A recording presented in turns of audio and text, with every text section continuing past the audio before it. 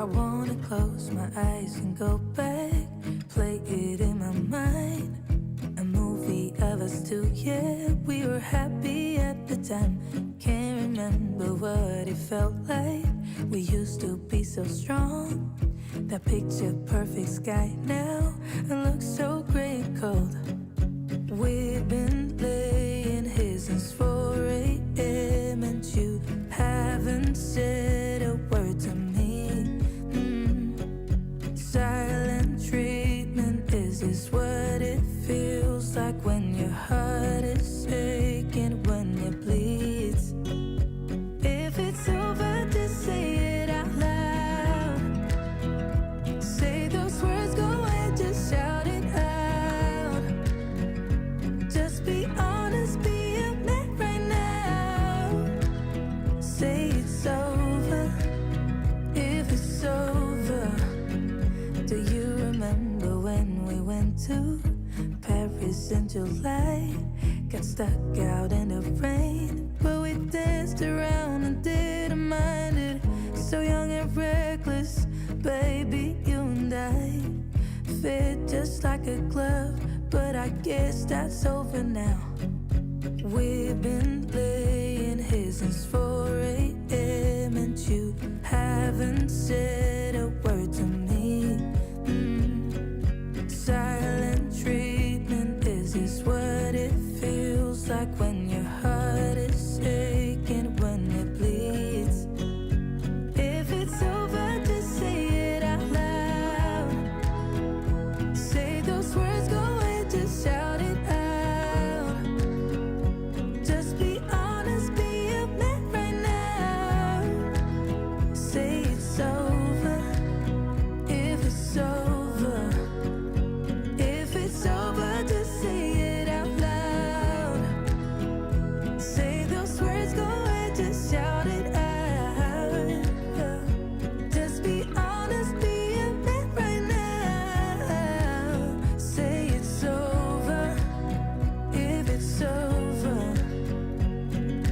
We've been laying here since 4 a.m.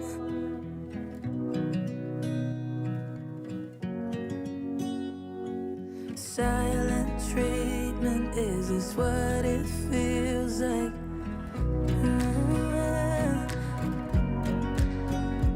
If it's over, just say it out loud. Say those words, go ahead, just shout it out. Just be honest, be a man right now.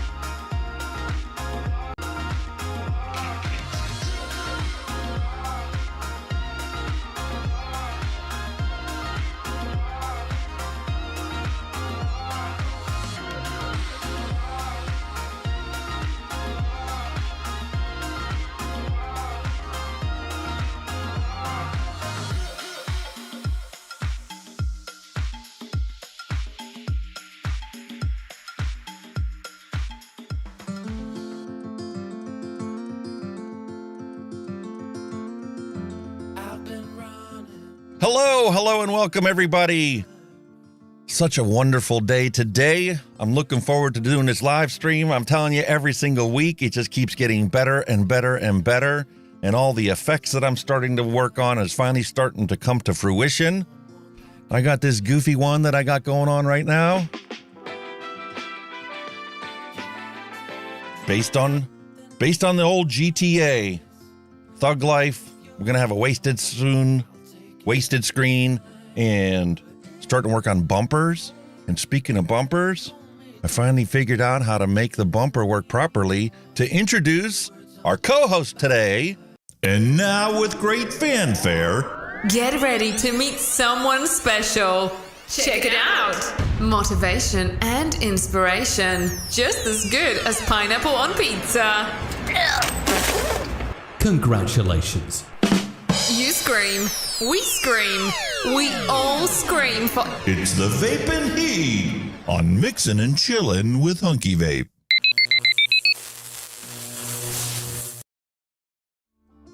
And that's how you do a bumper. It's not a transition, It's an actual scene. But it worked out fantastic, and here's Kenny, the Vaping Heed. Hello, everybody. Hope you're all good.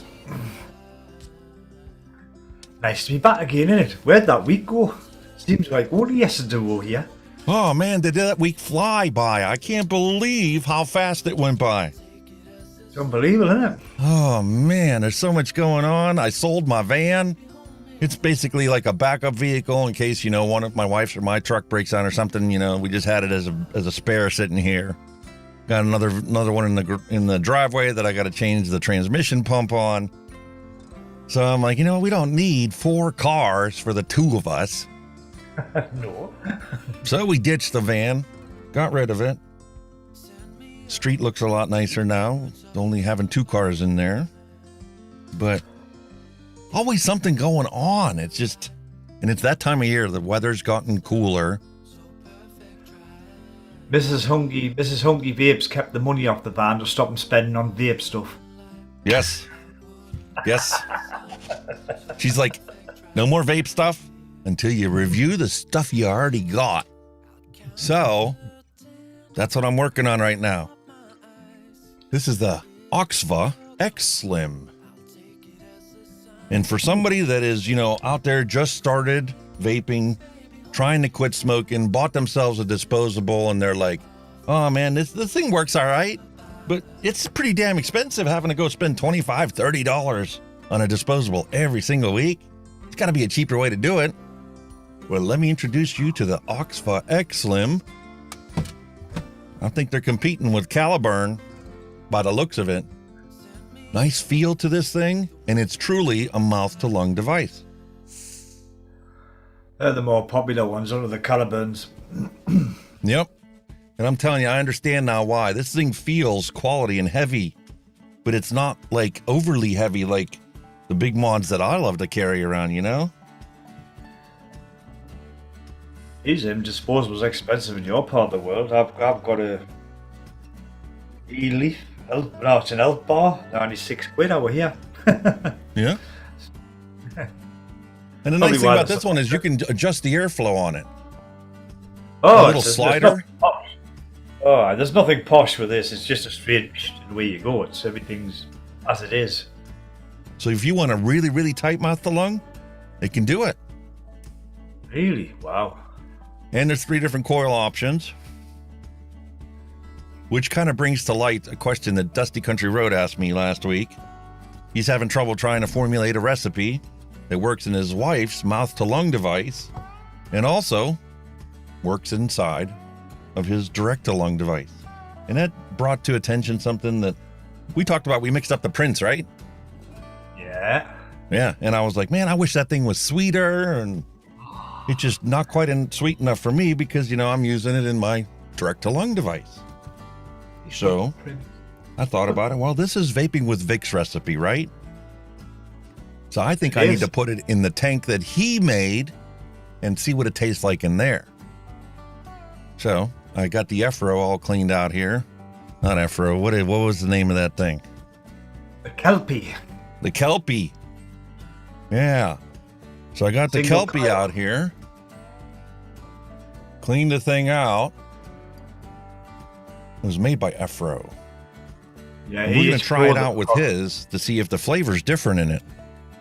Yeah, that EH Pro gone bankrupt now. They've gone. Yeah. Lots of companies have gone down that pathway, unfortunately. I think it was like when the bigger companies were buying all the little companies out, you know, like what Tofu got bought by, did they get bought by Smock or something? Did they get bought by Smock? I think they did, didn't they? Yep. I think a lot of companies got Buyouts bought or out by- mergers. Yeah. Never thought I'd see the day that with Tofu was end up being a Smock product. Exactly. But And I there's mean- nothing wrong. Think about it though. If over the course of the years, I've watched plenty of reviewers sit there and speculate the fact that, you know, there's only one big company that's actually making all this stuff in China, and they're just umbrella companied out, you know, under Yeah. different brands. And it's like, but realistically, I mean, they do things completely differently over in China. They have a different moralistic view even on this. They have no qualms about, you know, yeah, they have their patent rights and their patents that they file for stuff, but they have no qualms about taking somebody else's idea and incorporating it into their own. Oh no, but have you not seen all the cars over there? They're very similar to the European models, just got a different name. Yeah. But realistically, I mean, what's wrong with that? If the whole goal is to improve society as a whole, it works. It just and to think about it, if they would have followed the American route of, you know, every single patent right is, you know, somebody else's thing, and even if yours isn't an exact clone of ours, we're still going to sue you because your idea is exactly our idea, even though you implemented it differently. We're going to tie you up in court forever, and nobody's going to make any money until one of us wins. When it comes to public health, That's like kind of the little back door behind it, because it could be an exact replica, but with just one change. And get away with it. Literally. yeah, it's kind of like the whole copyright issue. You know, you take somebody else's picture and you make one change to it. That one change is your artistic interpretation of it, and it's a separate, brand new item. Well, it's especially on YouTube, it's a grey area, isn't it? Because you've got fair usage, and then you can use material, but if you change it slightly, you're all right. But if you do, it's a minefield. But you really have to change it. Like, they're really tough. And when it comes to music and, you know, other people's videos, unless it's, you know, listed as open, it's ridiculous. And realistically, what good does that do for society? I grew up in the days with Weird Al Yankovic. Did I use 10? I'm sure it was 10 seconds, if that, of an Iron Maiden track, and I got a warning off YouTube for it. Less than 10 seconds, if that. I didn't get a strike or a copyright strike. I just got a warning. I'm like, how what's wrong with using? See, in a sense, I can't understand what is wrong with using other people's content if you're using it in a decent manner, because therefore you're promoting them on you. So like, it's your favorite group, you're playing them on your video, you're promoting your group on your video. So it's all publicity in my eyes, but no, they're not of it. Well, that's just like when I did the thing about Excalibur. You know, that's one of my favorite movies of all time. And, you know, every 5 or 10 years I get in the mood to watch the thing about King Arthur's court and stuff. And it was a vlog that I did that I actually used just a short segment of it when I talked about how good this movie is and people should go see it this weekend. If you're not doing nothing, don't have anything else to watch. And got the thing, and it said, you know, monetary strike or whatever the heck it is. It's a copyright strike. And it's not so much a strike as it is, we're going to claim whatever proceeds come from your 2-hour-long vlog for using our video for 6 seconds. My answer to that is go for it, because I'm not monetized, so crack on. Well, I wasn't monetized either, but, you know, it's still the idea behind it. It's like... it's crazy, man. That's the whole reason why now, whenever I have anything on there that I use that might be anybody else's, I keep myself on the screen, because at the worst case scenario, you can say that you're doing a commentary on the actual production. There's got to be ways around. I mean, because like you see, you get these guys who do reaction videos on music, on tracks. Like they'll have a band playing a track, they'll do a reaction on it. But I know they can only play for a certain amount of time. Then they've got to do a cut and come in, and then they can carry on. But they seem to be getting away with it. There's ways to do it, but what the actual rules are that allow you to do it, you're always still going to be taking a risk. Whether or not the algorithm is going to pick it out. Yeah, it's ridiculous. But there are people out there that they can actually put it in there and they don't get any issues with it. It's something about having to change the context of what you show so that it has a different meaning than what it originally had. Yeah, probably it depends on your numbers as well. I mean, if you've got somebody, I don't know, 5 billion subscribers in a paid track, and they're like, well, yeah, we're just being played to 5 billion, or on the other side of it, the bad side, he's got 5 billion, he must be making a fortune, let's sue him. Yeah, that's probably what it all boils down to. It's a very, very grey area, isn't it? Well, I want to say hello to everybody that's in chat here. Let's get everything switched over, jump over to our chat window. Yeah, let's say hello to everybody. Thank you for joining us, as always. Daryl Robishu, hello. Mark Robinson, hello and welcome. Thank you. Mrs. Hunky Vape, Dusty Country Road, Ian Thomas, Mark King, Homer Simpson, the Omi Bambin. Hello and welcome to all of you. The whole purpose of this printer thing is so that I can keep track of attendance. There will be a grade issued at the end of this episode. Maybe. We get marks out of 10. We're all here to have a good time. That's what it's all about. Homer Simpson says, I saw your review for the Scar 18 that you DIY'd and have the set and am using it with the Dead Rabbit V2 RTA. Awesome. Yeah, my wife's crafting supplies came in really handy to modify that thing. Hey, yeah, here's some praise for you. The Omi Bambino has said, Hunky Vape, you have the best vape room to date. Beating out some of the bigger channels, it's up there next to Mike Vapes. Oh, what can we say with that, eh? Wow. Thank you. I appreciate the compliment. It's awesome. Mike's got a vape layer in his basement, though. Mr. Omi Bambino, it's his lab. It's the lab. Yeah. Man, Mike's got this whole basement set up dedicated for the streaming stuff. I mean, he does his reviews on the one side with the couch. He's got his computer set up where he does the live streams and stuff, or at least he used to do live streams. And it's so hard to tell whether people still do stuff or not because YouTube doesn't notify me like they used to. When I first subscribed to them and whatnot, they used to get notifications every time he went live or posted a new video. I hardly ever get notified of anything anymore. It's like Facebook. Unless you pay Facebook to show the people that subscribe to you the content you post, well, then it's not going to get shown to them. No. Unreal. Greed. That's what it all boils down to. Oh, yes. Definitely. Oh. So, what you been up to there this week, sir? Because it's been an absolute circus over here. We've now got a new PM again. Yes, matter of fact, I did actually prep for that. I covered, this is supposed to be also covering the Global 20 news, and one of the things that's in the news, I was going to talk about it last, but since you brought it up, Rishi Sunak to become UK Prime Minister, first person of color in the role. Why did they have to bring that into it? Does it really matter? You know what I mean? Well, I think part of it is the Indian culture is promoting the fact that, we've got somebody of Indian heritage as the Prime Minister of UK. Oh, I mean, I'm not knocking it, but I mean, there's just...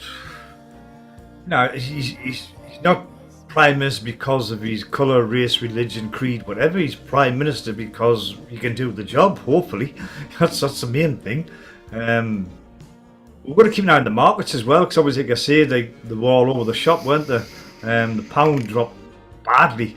Oh, yeah. So, Now we've got like $1.36 to a pound now. yeah, Used to be Well, we've got $1.80 like something last summer. yeah. So we've got Hunt as a chancellor, him back in as PM, who's a former chancellor. So hopefully they can get the economics back on track. Basically, I think that's the priority at the minute. Over here is getting the economics back up to speed, so to speak. Get the And for markets those of you in kicking. the United States, if you want to buy something from a UK store, now is the time to go and do it. You know, you used to see something on the UK store for, £100, and man, that thing would cost you like $200 to get that thing sent to you. Now you can get it for $135. Yeah, you get it for next to nothing at this moment in time. Just keep an eye on that pound, I'm telling you. Sean Lynch, hello and welcome. Hiya, Sean. There's never been such a huge gap that I can remember between the dollar and the pound. It's been a long time since there's been a big gap like that between them, because we've been pretty close. The Wow, Vaping yeah. Snowman, hello and welcome. Oh, the Yeah, snowman. it's unbelievable. It's I wouldn't crazy, know how isn't come it? nobody's talking about the fact that this guy is the richest person in England. Yeah, pretty I much. mean, secondary to the monarchy, Pretty much. richer than royals.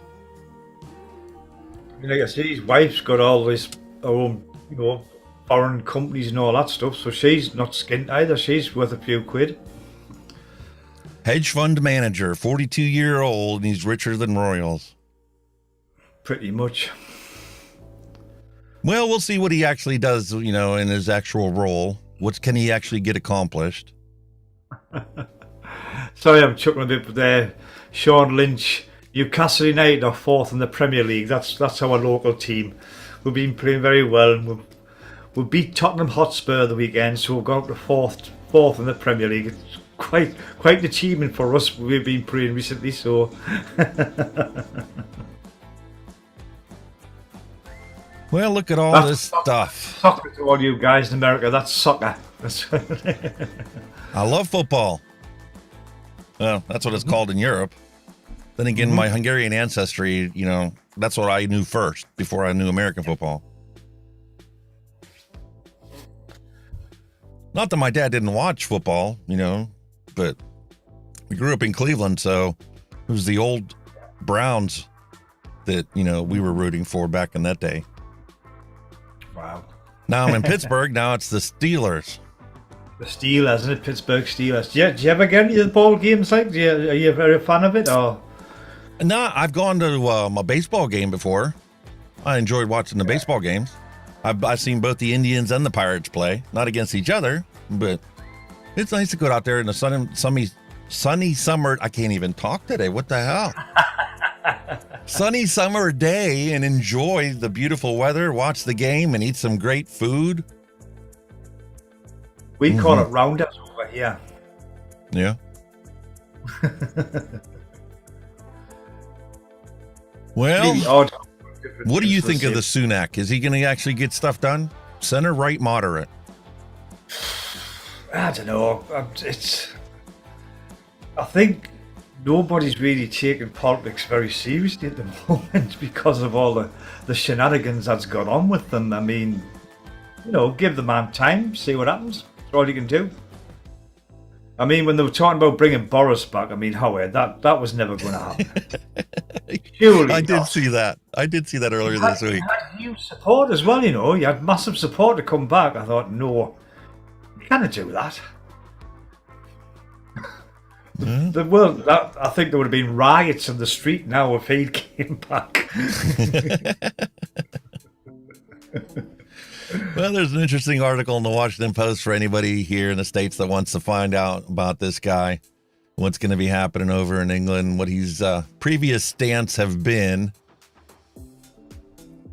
Well, that's the thing, with what's gone on with these two prime ministers in a matter of, a month.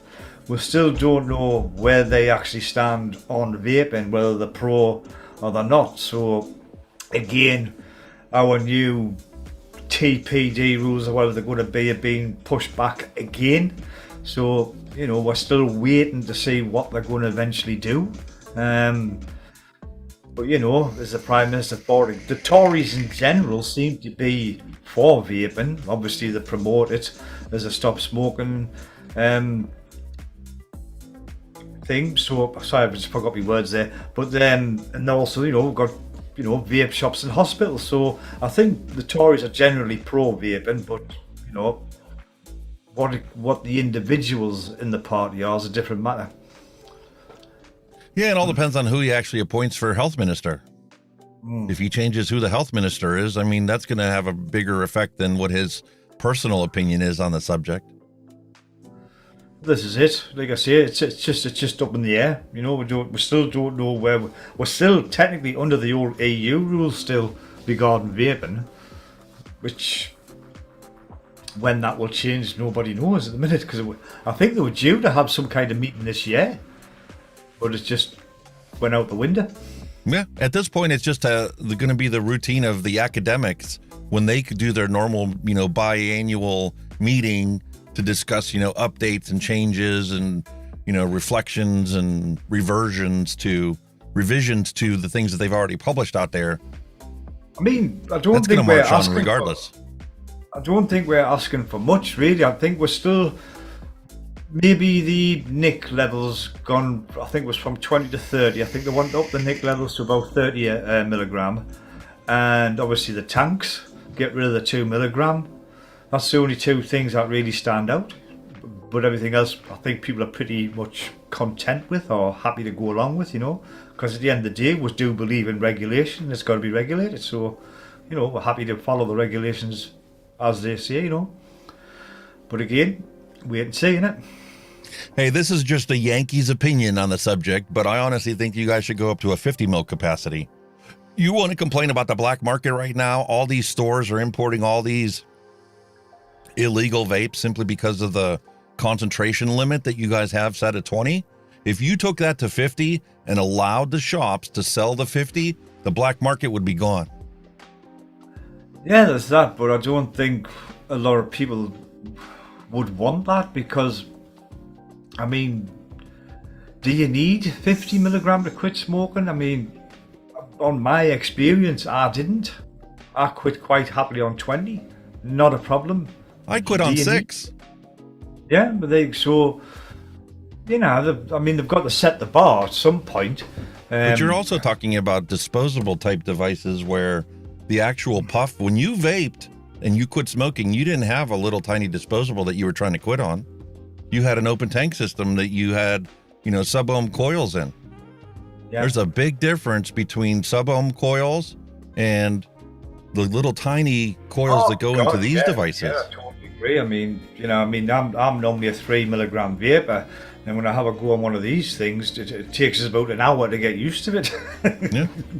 So if you were to look at a puff per puff comparison between, you know, something like this, let's say I put a 1.2 ohm coil or pod onto this thing, and the amount of vapor that is produced with a 50 milligram concentration, you're going to get a little tiny amount of vapor, and it's at a 50 milligram vaporized state. So let's just assume, I would love to find the science on this, but I have yet to find the actual science. They don't seem to care about, you know, finding out things that are actually beneficial to the vapors or the community as a whole.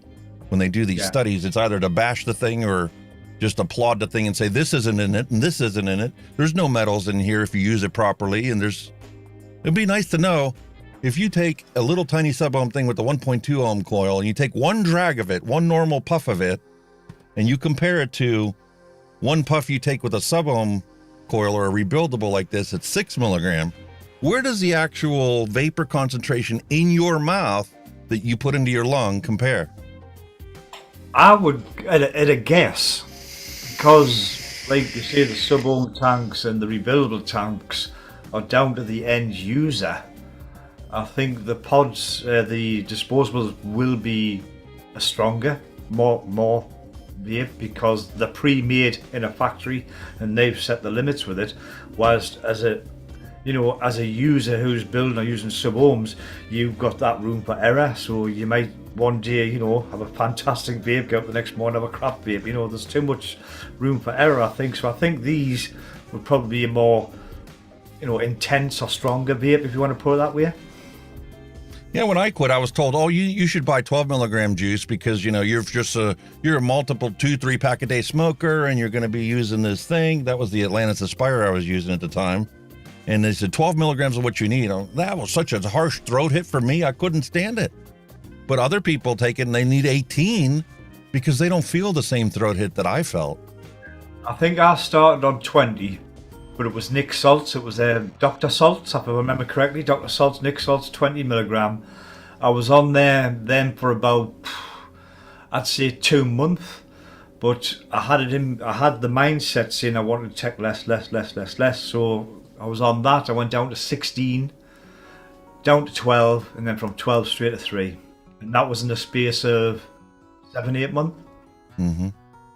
We did it over a weekend. It was a lot of determination on my part to do it. Yeah, the second time when we went out and bought the Bigfoot Murder Kit, which is essentially like a TFV8 coil and candy cane e-liquid, and it was 6 milligram. And over the course of the weekend, we quit. Friday, I had my last cigarette. We left for camp and didn't smoke ever again. It was tough to Saturday. I was a chain vapor. We were sitting there playing cards and having a good time and whatnot. So there was no stress to deal with or anything like that. We were having, an enjoyable experience. Sunday morning, I woke up and I reached for the vape right away in the morning, but I had 2 or 3 drags of the vape in the morning. And then I went about and, made my normal stuff, campfire, and my wife was making breakfast and we went about our day and come home Monday and I was an ex-smoker officially because I really didn't feel the need for the cigarette and threw it in the bin. That's probably one of the big things when people have actually quit the smoke and they'll find that they're actually chaining their life out of the vape for the first 2 couple of days, because you want that nicotine, you know what I mean? Yeah, and some of the advice that they give to non-smokers when you're quitting actually really helped. The fact is drink a lot of fluids to flush out those toxins from your body and get your body fully hydrated so that it can reset, the pathway, because cigarettes have so many different antidepressants and all this other stuff in there, and you need to get all those toxins out of your bloodstream and get back to a normal state, and your body's going to adjust as time goes on. Even the nicotine levels. I mean, I literally tapered my way down to 0 over a matter of 3 bottles of liquid. Started at 6 and then I cut it down to 3, then I went to 1.5, and the next bottle was 0. I mean, the advice, even when you do vape, is still to keep hydrated because vaping does dehydrate you, apparently. Mm-hmm. That's like everything, isn't it? Yeah. I don't hydrate as much as I do, and with my gout and the other issues that I've had, I'd sit there and drink coffee, which dehydrates you all day long, and that's all I drink every single day from morning till dusk. Dinner time, I might have myself a drink. Like last night, I had a Jack Daniel's Southern Peach. Oh. Wife buys them in the pounders because the difference between a 16-ounce bottle and a pounder is just 40 cents or something. Wow. But, I have one of that at night and coffee the rest of the time. Well, I'm treating myself tonight. Like I said, I'm having a little bit of a red wine tonight. I'm coming off the beer for a while. I'm having a little bit of wine. I'm getting sophisticated in my old age. There's nothing wrong with that, and it's supposed to be really good for you, too. I'm just moderation. I'm not hammering it, just a couple of glasses, but I'm happy with that. Yeah. Yeah, lots of studies come out of Italy where they did the study on these people that live to be 100, 105, 110 years old. And they have a glass of wine with every meal their entire life. I mean, I've heard some stories like that over in the UK where people have lived what you would think a crap health style, and yet they've, lived for years and years. I think there was one guy, it must have been 3-4 years ago, if I remember correctly, it was on the news. He'd hit his 100th birthday, and obviously you get your thing from the Queen, your telegram from the Queen when you hit your 100th birthday. And they asked him the secret of long life, and he says, I have a glass of stout and a cigarette every day. Yep. Nothing wrong with that. But it is what it is, isn't it? All right, so let's hop forward to the rest of this news. We could sit here and chat all day long, but I'm sure you guys out there would be interested in a little change up from what we normally do. So being that I haven't put out the news in a while, I've been working on trying to get OBS all nailed up and updated and all this other stuff and everything else going on in life, closing out season, camp for the season. Let's cover some of the news that's going on. I do apologise. I think I jumped the gun a bit, didn't I, on the UK? No, not at all. It's more fun. That's the whole reason why we have co-host here, is because it's more fun when it's an interactive experience and we can change on the seat of our pants. And it's just big news here. That's basically it. It is. I totally get it. Same thing would happen here. If something happened to Biden and all of a sudden, it was a big upheaval and vice president became president, man, that's all people would want to talk about for the next, who knows, weeks, months. Is he still alive? Yeah. Contrary to what everybody said was going to happen. Just. All right. So the big thing that I want to cover, make sure that you guys know about this. I've asked you guys to do this before. The Right to Switch petition at change.org is put together by Voices for Vape and CAFRA. And they want you to just simply go over and sign this petition to let the World Health Organization know that harm reduction is a basic human right and one of WHO's founding principles. So to serve public health at all times, they must put people's health interests first. And vaping as a form of harm reduction is the best way to quit smoking and the most effective tool out of everything that's out there. And that's from firsthand experience. I can say that for a fact. I tried everything to quit smoking, and vaping was the only thing that has made me a non-smoker for the last 3 years. Well, you can see they're doing quite well. They've got 10,249 signatures, and their target at the moment is 15,000. So, yeah. Last time I covered this, we're only at 7,000. So we've made a lot of progress, but it takes every single person to make the effort to actually go and do this. Just go and sign this petition. That's all you got to do.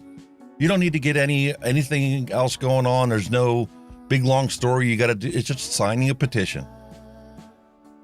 And the stronger that these advocating groups for us have people that are in their ranks, and they can show them, look, all these people that we have as our members went and signed this petition, the larger these numbers are, the more power they have when they go to talk to these politicians. Definitely. And it only takes a minute of your time.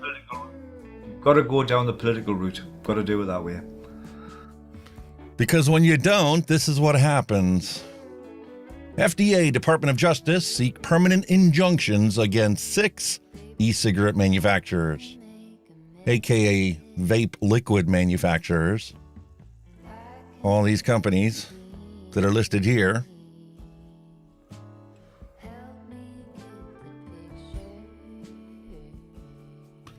are the ones that got the letters. And these are essentially mom and pop shops. I mean, compared to Philip Morris, these things, these companies are tiny.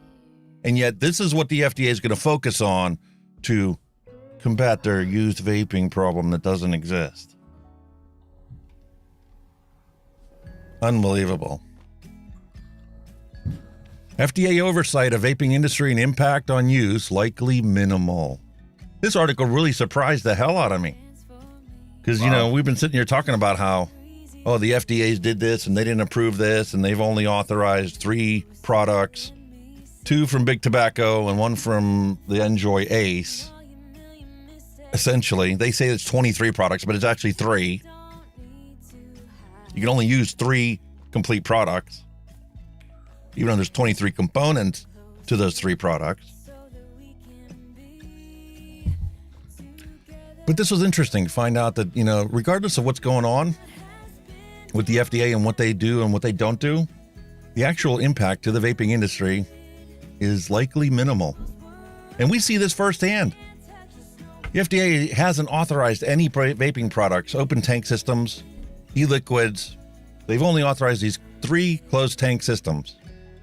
Are the vape shops closing? No. And there's plenty of them that have gotten warning letters from the FDA. And they're going to keep selling.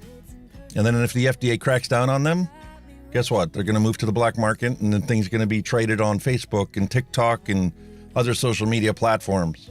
And it's going to be firsthand, person to person. We as a vaping community are not going to let each other go back to smoking cigarettes. So if we have to be labeled as being black market dealers, well, then so be it.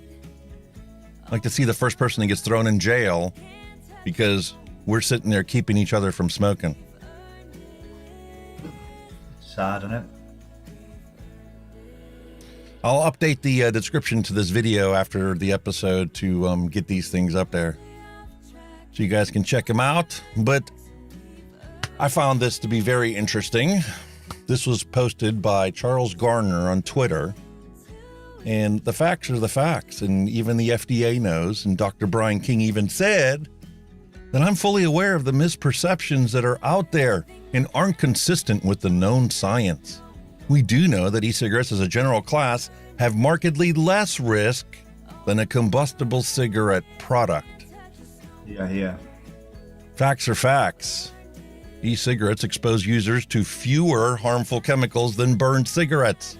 This coming right from the CDC. E-cigarettes have the potential to benefit adult smokers who are not pregnant if used as a complete substitute for regular cigarettes or other smoked tobacco products.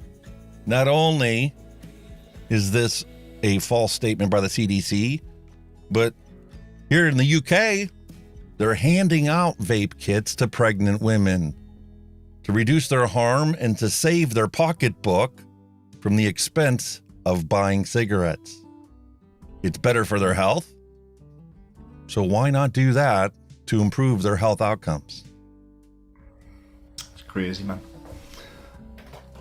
And here's all the other organizations that have made public statements about the benefits of vaping over smoking. It's not just us here in the States, and it's not just Public Health England or the Royal College of Physicians. How about the Royal Australian College of General Practitioners says that it's reasonable to conclude that if used as a substitute, e-cigarettes are much less harmful than continuing to smoke. The facts are facts. It doesn't change. And here's the relative risks between smoking and other alternatives, such as vaping. E-cigarettes, look how low they are on the list. The difference is massive. Less than 5%. They want to argue, oh, well, you can't say that it's actually 5%. How do you know it's not 65%? I'm like, it doesn't matter. Even if it was 65%, shouldn't you adopt it and force, as a public health policy, the encouragement of using this, a safer product over not? I mean, it's like, well, airbags actually hurt people. So we shouldn't have airbags in cars because some people refuse to wear seatbelts and have the airbag save their life?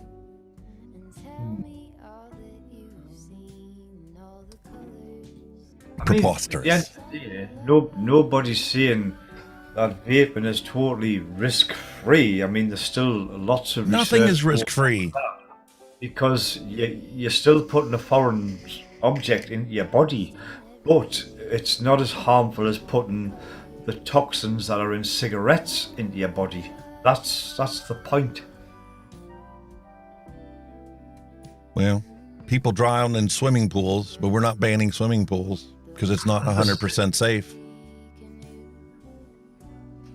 People Moving die on. every day of stuff like that, and there's nothing, nothing said or nothing done about it, and nothing's banned. They're just, that's the risk assessment, so to speak. And this is not going to age well for those like San Francisco. We've already seen the facts showing that they banned flavors in San Francisco. Guess what they did? Increase smoking rates of all ages, and especially young people. Young adult smoking rates are increasing because of the flavor bans. So does that not actually say something? Is that not actually saying to these people, look? But at the end of the day, that's what the big pharma companies and the big tobacco companies want to happen. So what do you do? Yeah. Time is not going to age well for these people that are forcing this prohibition on us. That's for a fact. Can I just looking at a comment there by Ian Thomas, just on what we were talking about before. He says, some folks do need more than 20 to be effective. When I stopped in 2014, there were some that need 36 milligram to stop the stinkies. Why restrict that? I do agree with you, Ian, but I don't, 50 I might think, maybe a bit too high, but I definitely agree they do need to up the levels. I'm not disagreeing with that at all. Some people do need more than 20. I think if you upped it to 50, it would just add fuel to the fire for the teen vapors, who would be getting the nicotine buzzes off a 50 milligram, disposable, whatever. So there's two sides of the argument, and I do agree with you. It does need to be upped a bit. Whether 50, I don't know. Right, sorry, bud, carry on. No, nothing wrong with that. That's why you're here, buddy. Spanish NGO pushes for Europe's first tobacco-free generation. Here we go, another rolling prohibition. Brussels on Wednesday registered a bid to push for Europe's first tobacco-free generation. Spanish public health NGO, No Fumadores, wants the European Commission to legislate to save new generations from falling into tobacco addiction. To act against related environmental dangers and against smoking. Are they going to advocate for free use of vaping products and ban cigarettes? I'd be for that. Yeah, cool. Or are they trying to ban all of it?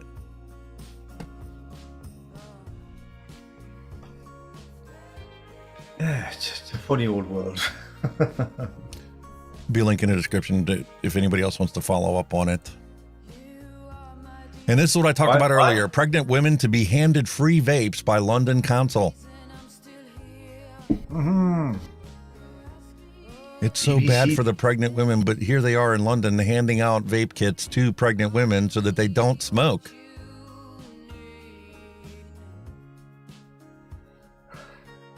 I've just thought of a funny side of that. Your child's just been born fresh, and in his hand, he's sitting there with a hadron, he's born with a vape in his or her hand. I don't think they're going to be handing out hadrons or Dovepo Odins to these pregnant women.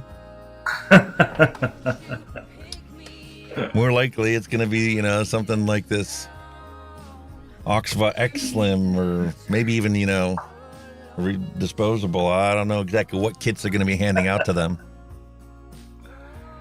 I was just saying the child just coming out there. Way. Listen, when I was born, and when you were born, they allowed you to smoke inside the hospital. True, yeah. And the doctor that came in to visit you would be smoking a cigarette while he's talking to you. Yeah, breathing it all over the newborn. How are you doing? Champion. Times have changed.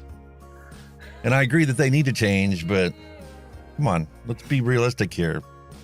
You have your wine. Why can't I have my vape? Exactly. But for the naysayers out there, here they are, handing out pregnant women vapes so that they don't smoke and so they can save the money that they would have spent on smoking and spend it on getting ready for their new baby. It's like you say, when you mentioned alcohol, have you, the problems that alcohol causes, in people's lives, the violence and, antisocial behaviour and all that stuff, and they don't ban alcohol, people, they get drunk and they fight, or, they assault people and all this stuff, and, just act like total idiots. But, he's drunk, just let him sleep it off type of thing. But, ban alcohol, you know what I mean? And that's one, it causes all sorts of shit. It's amazing what social norms are in relation to actual health consequences for product usage. Look at all the flavored alcohol we have in this country. I know because I love drinking them. But that's what I'm saying. It's also it's a strain on the health service. You get people drunk, they collapse. Ambulances have got to respond to them. It could be somebody that's lying, dying of a heart attack, but they're too busy, scraping a drunk off the pavement. You know what I mean? It's madness, you know what I mean? And then We always talk about alcohol though, but what about food? Yeah, the same as that. Yeah. I mean, who's the government to tell us what we can and can't eat or drink Yeah. or do, basically put inside our bodies? If you want to eat a Big Mac for dinner every single day for the rest of your life, there's nobody stopping you from doing that. There's no advocacy groups out there saying, oh, you're going to be a fat tub of lard, so you can't eat that because you're going to be a strain on the healthcare system and you're going to break some ambulance workers' back when they have to haul your butt to the hospital for the heart attack you're getting. Give yourself. And then they say the health system's overwhelmed with people with obesity. What? I'm one of them. I learned the hard way. Somebody took a picture of me when I went to this last rally and my belly was hanging out. I felt embarrassed. I'm like, I should have wore a longer shirt. Well, I've got one as well, mate. Well, I've got one as well, if it's any consolation. The point is, we are who we are, and we choose what we choose to have. You cannot force somebody to be moderate in their choices. Nope. Common sense will tell you to be, make moderate choices. Have a drink or two, but after that, that's it. Doesn't apply to teenagers because they're the binge drinkers of society. But we don't hear about that on the news. And admittedly, we were the same when we were that age as well. You know what I mean? We were no angels. We've done exactly the same thing. And it's something that'll probably carry on and carry on and carry on. Because when you're that age, you're indestructible, aren't you? Your body's young, you're healthy, you're fit, you don't care then. You're invincible. Later life catches up with you. It's in later life, folks. That's when it catches up with you. Yep. And for some people, they never learn the lesson. Nope. But it's not the government's job to tell us what to do and not to do. Definitely. Down to choice, lifestyle choice, all that kind of stuff. It's your choice at the end of the day. And this goes to your conversation that you say about, what comes up must come down. Here's an article that says vaping is a solution to smoke leftovers on the wall. Because when you vape, it's just vegetable glycerin and it washes off the walls easily. Not like smoke. When you smoke inside, everything turns yellow and is covered with tar and carcinogens. That doesn't apply to this. Yeah, vegetable glycerin will eventually coat like the inside of your car if you vape with the windows closed. But it's not hazardous to anybody's health. No. Unlike when you smoke a cigarette. Plus, I mean, there's a lot of litter off cigarette butts. A lot of people just throw it straight in the path. And this article actually does go into other alternatives besides just vaping, other nicotine products that are available. And it does say that, if you're one of those people that smoke inside your home, the best thing you can do is to switch to vaping. Because the things that cover up your walls will no longer be there if you're using vaping to get your nicotine instead of cigarettes. Here's something else that was interesting. I talked about Hong Kong and how Hong Kong City banned the vaping products from entering their country for export. Well, they come to realize that wasn't such a good idea. And I talked about this before too. How many people have lost their jobs because Hong Kong is no longer the major transship hub for the Asia Pacific region. Things are leaving Shenzhen directly for the countries that they're destined to be at. They used to go from Shenzhen to Hong Kong and then get routed to like Australia or the States or England or Europe. Well, they're coming to realize how many billions of dollars of trade that they're losing annually. And they're actually considering allowing the stuff in there for transshipment. It's a classic case of they've shot themselves in the foot, isn't it? Yeah. And sticker shock. Yeah. The bean counters gave them numbers and they looked at the numbers and go, oh, that's nothing. Well, we'll be all right. And then when they pulled it into effect, and then all of a sudden all these unions and organizations and companies started contacting, the city council saying, And man, we laid off 3/4 of our staff because we no longer have the business we used to have. Thank you. But did Trump have a bit of a qualm with Hong Kong as well? He tried to get something involved with them, didn't he? Like, was trying to ban them shipping to America and stuff like that. Did he not have something? He put a tax on everything coming from China. That's right. I couldn't remember exactly where it was, but I know he had a little bit of a dabble in it. Yeah, everything got a new tax on it, and we as Americans, don't realize how many of the products that we buy actually is made in China. And now all of a sudden sticker shock comes in because it's not just the price of food going up because the fuel price is being high. Everything else that we buy, shoes and shirts and electronics and everything, cost a heck of a lot more than it did. I was just looking, my brother-in-law is, looking to get his own cable modem so he doesn't have to pay the cable company to keep renting theirs. Yeah. The exact same modem that I bought 6 months ago costs an extra $50 now. Wow. For the same thing that I bought 6 months ago, it was $150. Now it's $200 to buy the exact same thing. I suppose it's a global thing as well, because obviously here we've got like what they're calling a cost of living crisis. You know what I mean? Where just about everything you can think of is absolutely shot up exponentially. The price of food, price of fuel. Where utility bills. Where electric, where gas. Luckily, I think the government have capped it again. So I think it's up to about $2,500 a year, something like that. But it's, and they're all kind of pointing, the war in Ukraine and all this stuff, but it's phenomenal how much stuff that you take for granted, to be honest with you, is totally just shot up in price. Something from like a pint of milk, that's like gone up about 20%, 25%. For milk, a simple thing. It's crazy, man. Absolutely People don't realize crazy. how much fuel affects their household budgets. Everything that you buy has to be trucked to the store that you bought it from. Definitely. Or trucked to your house to be delivered. Well, the price of fuel over here is now starting to creep back up again. I think it's approaching, for diesel, it's hitting about the 190-ish mark again, and I think petrol was about 170, so it's starting to creep up again. Yeah, you guys buy it by the liter. We buy it by the gallon. So I'm saying a litre, so you compare to what you get for a gallon, it's just crazy. You know what I mean? 3.75 times what your price is what the actual conversion is per gallon. I mean, let's say you guys, for example, are paying $2 a gallon, right? And then all of a sudden they turn around and says $2 a litre. There'll be an uproar. You know what I mean? Fuel costs are definitely higher right now in Europe and in the UK than they are here.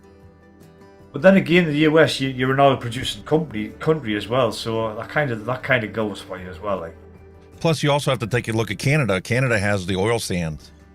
Yeah. So they produce plenty of oil too, and regardless of whether they talk about a pipeline to get it here or on trucks, the fact is it's regional oil supply. Whereas you guys have had your regional supplies of energy disrupted because of the Ukraine-Russia situation. But I think a lot of the EU or European companies were actually getting their gas piped directly from Russia, and they've kind of like turned the friggin' tap off. You know what I mean? Well, that's what happens in war. Everybody conserves their own natural resources and doesn't let it leave the country. They need it for their own people. I don't think they've done it because of that. I think they've just purely done it for political reasons. Political reasons. They, most of the EU are backing Ukraine. The UK included are backing Ukraine. So he's saying, well, we'll turn that off for a start and see how you like that. Yep. It's all part of this whole political posturing, and people don't realize how much that affects their daily lives until they go to the store to buy something and go, oh, why does that cost more? Nothing changed. People don't realize this conflict with Russia and Ukraine, there's so much politics involved with it. There's a massive amount of politics involved with it. It's not just a case of wanting, the more land or to rule a country. There's tons of politics involved. Here's some politics for you. Circle K will be selling weed in its gas stations. I'm coming to America.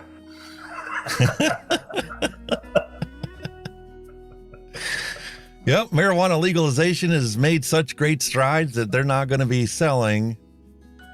Green Thumb CEO Ben Howler told CNN the new Rise Express model is a huge step forward in making it easier and more efficient for patients to purchase high-quality cannabis as part of their everyday routine when stopping by their local convenience store. Latest news, folks. Hunky Vape's going to lose his studio because I'm moving in with him.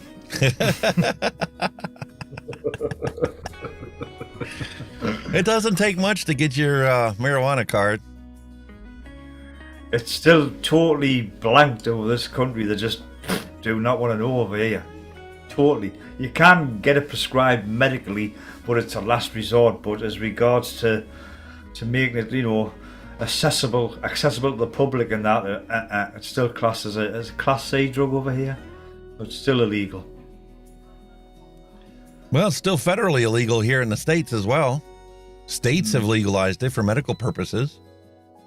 And because that's a gray line that the federal government can't trump on, legalization is moving forward. Will they ever legalize it on the federal level? I think there's going to be a lot of people out of jobs if they do.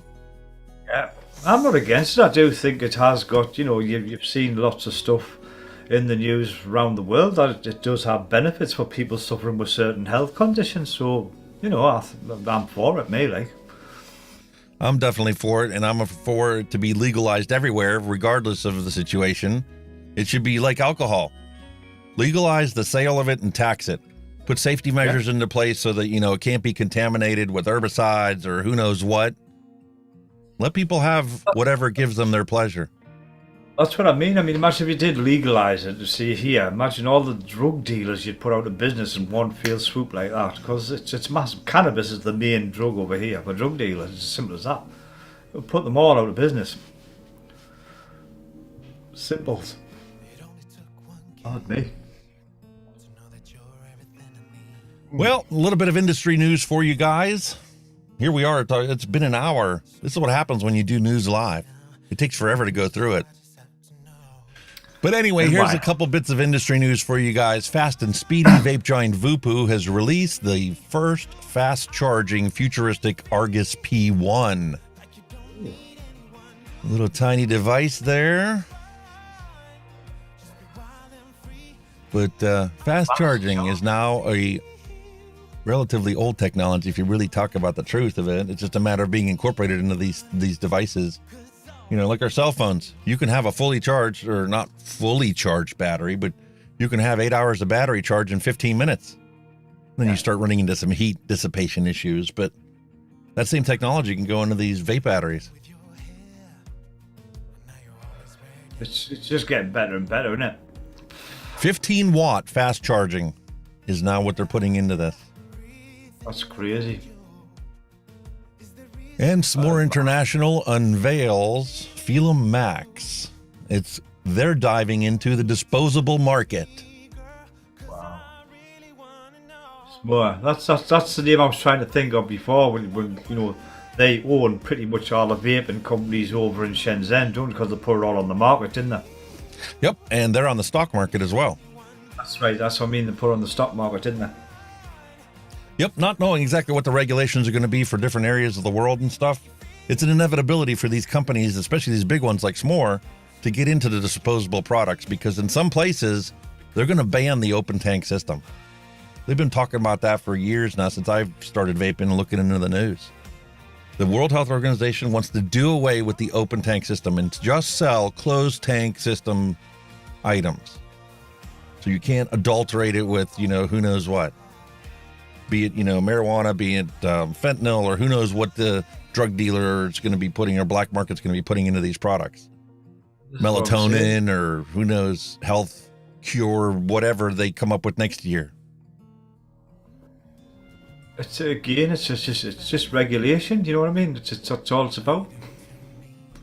So they're jumping ahead of the game, or catching up, depending on, you know, who you talk to. they're going to be putting out disposable products too. So look for SMOORE and their underling companies to have their name on a disposable product near you. I think it was a matter of time before they jumped on the bandwagon, because let's face it, disposables are probably outselling most of these, you know, likes of these things by hundreds to one, you know what I mean? Because they're popular as everything, you know, because they're more available in your normal shops.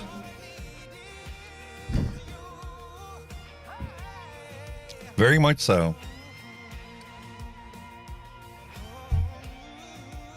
Well, let's hop over to chat and see what's going on there. Yeah, nah, sorry chat, we're ignoring you. What's going on? I do apologise. We've just been monitoring away on this news, and It's, well, you know, it's current, you know, and it needs to be done. no need to apologize, bro. Vape. Mark King is, what does the red mark mean in my names? Oh, you're a mark man. Mark King says he wants to get DIY stuff. DIY stuff is readily available. What country are you in? That's the first question I'd ask. If you're here in the States, I get most of my stuff from Bull City Flavors, but there's plenty of other places that, you know, have flavors, and like Liquid Barn is where I originally got my first kit from. There's Mullenberry. There's all kinds of different, you know, manufacturers of these flavorings that are out there. If you're in Australia, Flavors. Let me, I don't have it on the screen, do I? Of course not. If you're in the UK, Mark, I mean, well, you'll probably know Benny Vapes. He does a Mixin show, and you know they tell you where to get stuff from. You know, it's quite popular. You can get it easy in the UK. Chef's Flavors is a good place in the UK.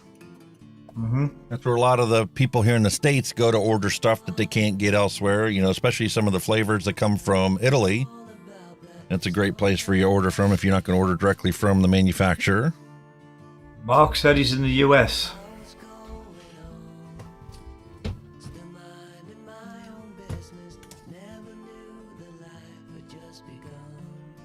Bull City Flavor. Yeah, Mark's just commented there. He's in the US. He's in your part of the world, sir. Fantastic. And flavors are readily available everywhere. VG and PG, quite honestly, I buy mine on Amazon. I did buy my latest vegetable glycerin from Bull City because I was already placing an order there. And ultimately, it is a little cheaper. But it's readily available. Propylene glycol and vegetable glycerin is readily available everywhere because it's used for multiple different things. You can make hand soap with it. You can make all kinds of stuff. I don't know if you can get Dark Star in the US, but I mean they're a pretty good company over in the UK, especially if you're just getting into mixing, because they just do the bottle shots. You know, they'll give you a shot in a bottle, and all you do is you add your PG. I think I've got a bottle here. Hang on, they do a bottle there. They do a bottle of base mix, which is, you know, your PG VG. You just dump that into your bottle shop and let it steep, and away you go. You know, so Dark Star are pretty good if you want to get into it, you know what I mean? If you just want to do a bottle shot.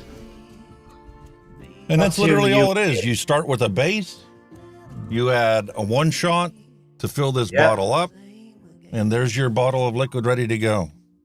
Yep, I've done it myself not so long ago. And I've vaped them all, and they were all very nice.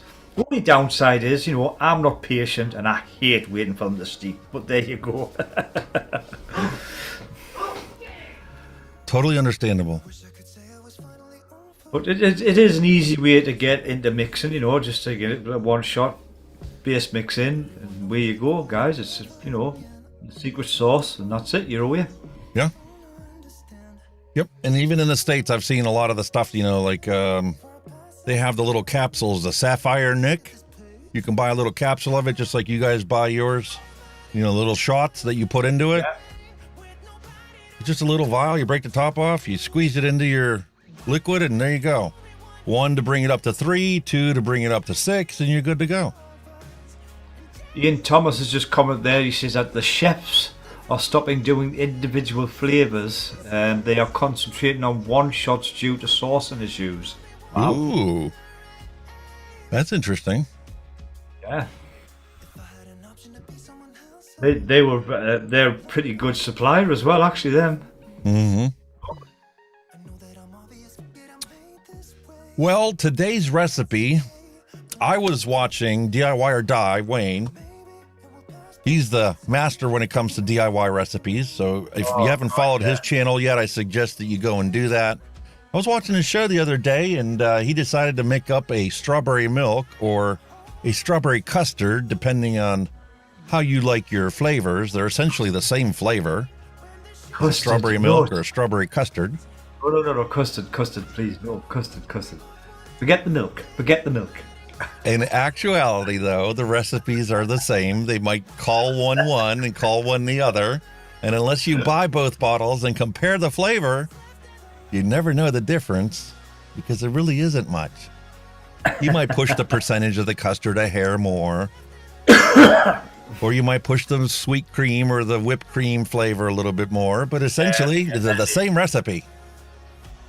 Get the cream and the custard in. Get it in. So that's what we're going to do today. We're going to take his recipe that he made, and we're going to mix it up the same. And since I don't have whipped cream, I'm going to use sweet cream.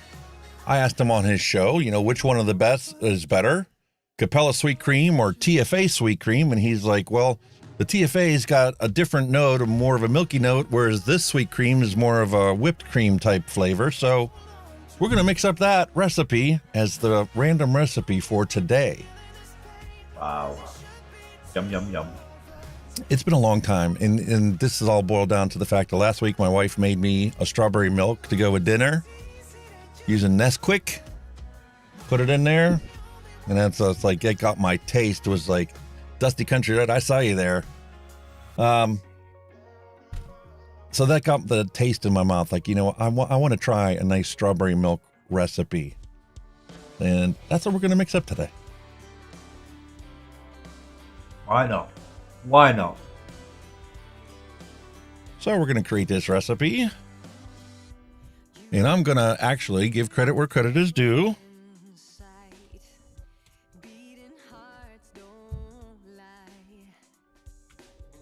He's a scientist, that guy. Like, the stuff he comes up with is phenomenal.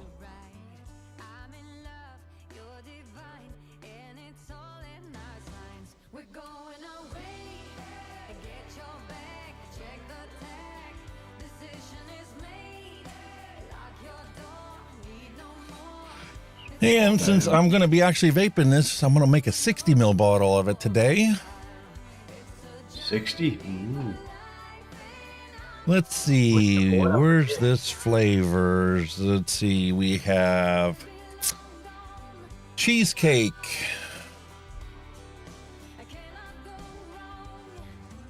graham crust, Wow.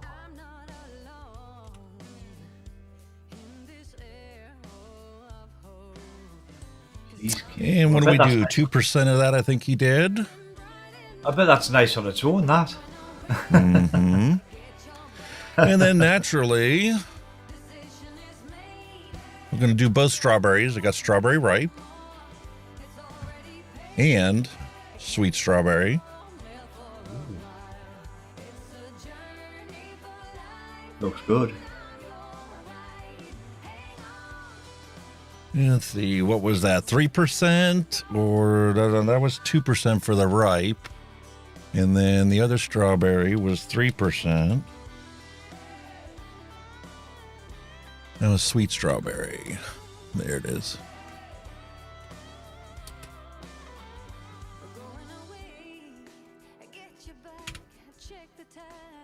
And then let's see, vanilla custard. There you go, Kenny. Keep you nice and content. A little bit of custard. You know me too well, mate, I'll tell you.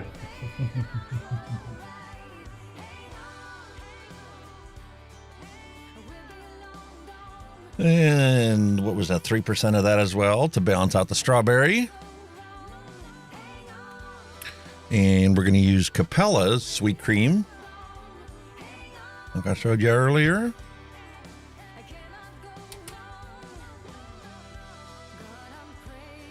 And Capella's sweet cream, 1.5. Yeah. And we're going to add a little sweetness to this. A little super sweet. And what do we do? 0.5% or 1%? We'll go with half for now. We can always add more. Can't take it out once it's in the recipe. It's too sweet for you. You do realize, folks, that Hunky Vape is now my new vape shop. I'm just going to send him $100 a month just to make us some juice. You got a Christmas package coming. You may not be wanting to send me anything after I send you all this stuff, because it's like, I've got all these little 30 ml bottles, and it's like, well, that was good. It's okay. I did the recipe review on it, but it's not something I want to vape all day. So I'm going to hand all that over to you and get you to try it out. And naturally, I will send you the print, because I know how much you love this custard. Ooh. So, mate.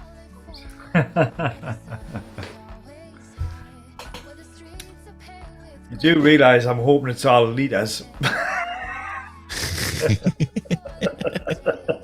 well, see, that's the other part that you'll find out about once you get a bunch of these little 30 ml bottles is, you'll go through the 30 ml bottle, and whether you like it or not, it's 30 mils.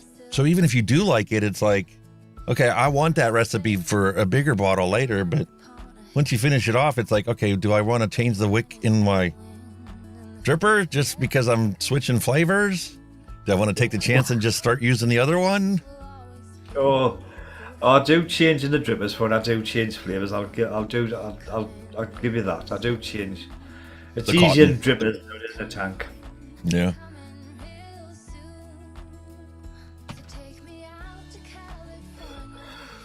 All right, so we have all of our lovely flavors out. Time to switch to the overhead camera.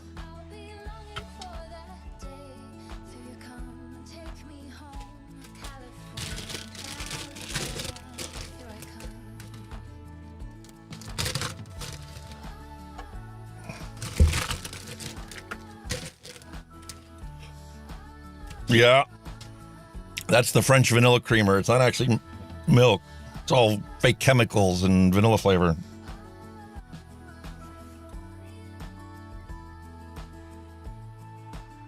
It's also my second cup since we started the stream.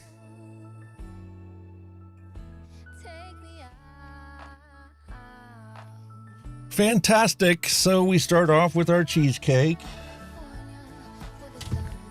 And this thing, man, does it smell like cheesecake and graham crackers.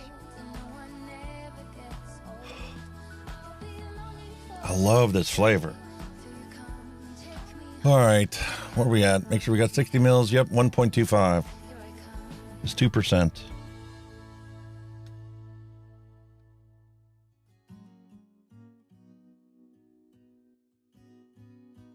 Oh, I would love for them to invent smell-o-vision.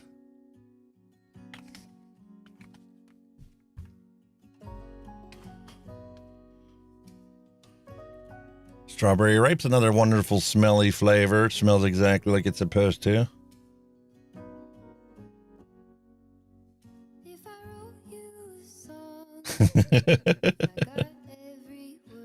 Listen, man, I grew up as a big Star Trek fan, and I'm waiting for the day that when you decide to watch something on TV, watch a commercial or something, this is an eventuality that's going to happen, looking at how commercialized everything is.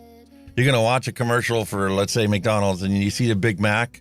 You're going to be able to push a button on your remote, and the Big Mac's going to materialize in a box next to the TV, and there's your dinner right there. No Uber Eats necessary.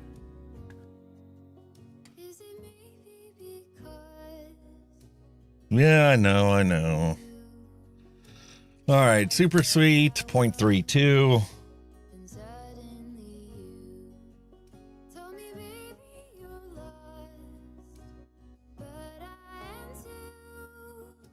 Yeah, whatever happened to all that stuff we were promised as kids?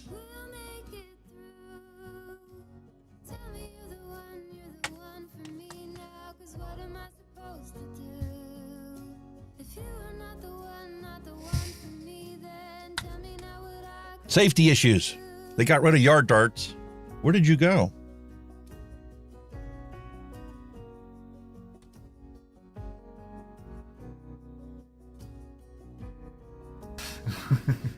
You weren't on screen. Nobody said No, I'm anything. not. Nobody said anything. Well, I thought you just kicked us off when you were mixing. No way, mate.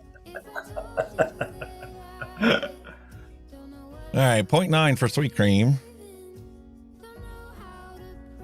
You're here to keep me in line, keep me in check. Don't let me do that kind of stuff again. I'm shocking. I'm terrible today. What are we putting in here? 0.9. Thank See, you, you Alzheimer's. lose track now. Can't remember something for a whole 30 seconds. That's what you call a brain fart, sir.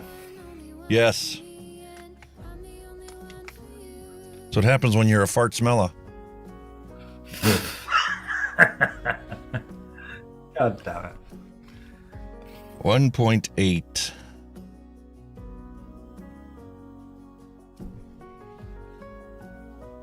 I'll tell you what, DIY or die Wayne.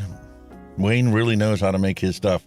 That WaterMalone that we mixed up, fantastic. Really? That's what I put into this OXVA Xlim. It's so fantastic. I'd use it on a dripper. It tastes good in there. It does taste a little bit different inside this little mouth to lung device. I was kind of surprised.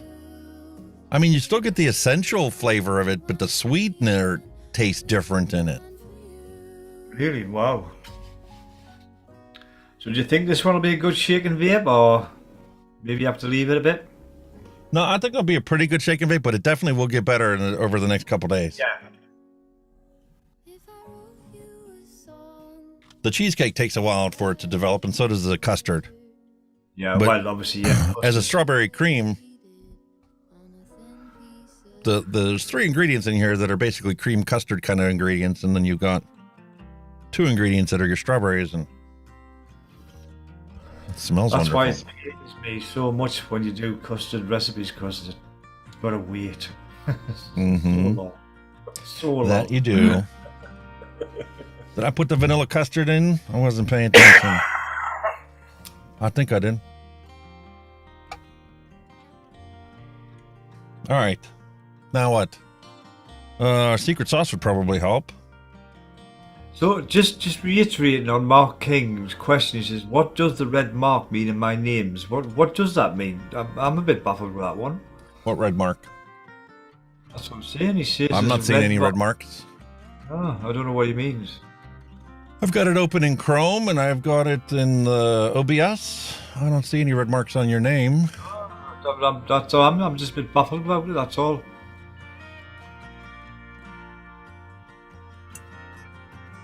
What are we putting in here? 3.73. But again, he's just recently commented and said vaping has saved his life. Thank you. Yeah, Mark. Done well, man. You did it yourself. Exactly. Vaping is just a tool. You have to use that tool and stick with it. Nobody can make you do that if you don't want to do that. Exactly. Keep going, pal. Keep going. The longer you vape, the more you realize how much healthier it is. And it doesn't matter what scientific papers or press releases tell you. When you get up in the morning and you're not coughing, and when you go up a flight of steps and you don't get short of breath or winded, nobody can tell you otherwise that this isn't a better alternative. Without a doubt. Yeah. It's that simple.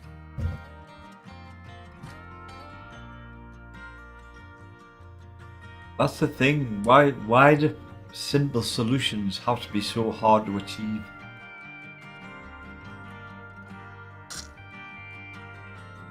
Madness, man. It is madness. 4 simple ingredients. If I would have known about this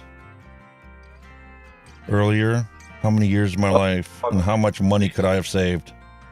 Yeah, not just that, your health as well, I mean, Christ almighty. Yeah, would my gout be as bad as it is if I quit smoking earlier? Yeah.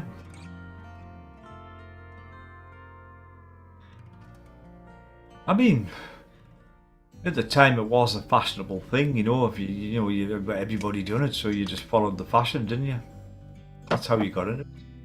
For me, when I started smoking, was because I was working at a convenience store. I came and moved from Cleveland to Pittsburgh to go to Penn State New Ken on a scholarship from the Navy, Naval Reserves. And the scholarship wasn't enough to cover everything, like, you know, your bills, your apartment, your gas, your insurance, and all that other stuff. Nor was the GI Bill enough to cover that. So I had to have a job while I was doing it. And I actually had multiple jobs. I was security guard at the campus. I was working at a convenience store, middle of the night. So, you know, you got classes during the day and do your homework in the evening, and you work midnight and go back to classes the next day. Well, you stand there at 3 o'clock in the morning. All the drunks have finally gone home for the day. You did all the work you had to do earlier because it was a slow night. You did all the mopping and restocking. So 4 o'clock in the morning comes rolling around. You're sitting here looking at all these cigarettes in the rack over your head that you've been selling to people all night long. It's like, I'm going to try this. I mean, when you join the forces, whether it be Army, Navy, whatever, you know, that was the trend then. You all smoked. So, you know, because you got your cigarettes pretty cheap anyway, didn't you? So, yeah, well, that's what it took for me. I bought a pack of cigarettes there. Didn't really like the flavor, but it kept me awake the rest of the shift. And I was a smoker after that. I just think it was with the people I was hanging about with. You know, it was cool to smoke at the time. You know, have a go of this, have a go of that, and you know, the rest's history, really. You know what I mean? Yes, Ian Thomas. I know what Mark's talking about. Ian Thomas said, Mark King, if you mean that chat shows your name in the red box, it's to highlight when someone has tagged you with the @ symbol in front. That's it. That's what he means. That's what it is. Somebody's tagged them. I'll do it for you, mate. Look, I'll show you. I'll type in now, right? I'll put hello shift at Mark King. Your name comes up. Boom. There, your name should be in red now, sir. It's just when somebody's replying to you and they put the E in front. It's just so you can see that somebody's replying to you or conversing with you. That's your first message in chat today, buddy. Nothing to worry about, Mark. Honestly, we're not stalking you. We're not spying on you.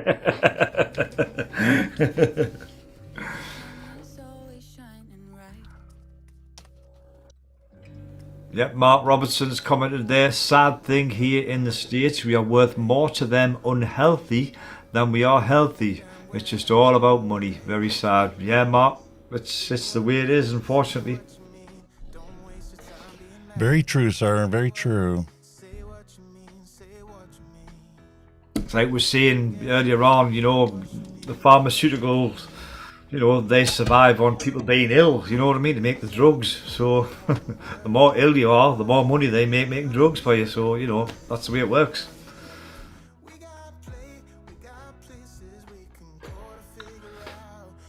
On the tobacco side, obviously it's the MSA. That's a big chunk in the armour, so to speak, with the bonds and all that. They want to smoke because they make money off selling cigarettes.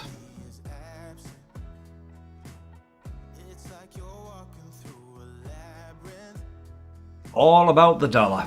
All about that bloody dollar.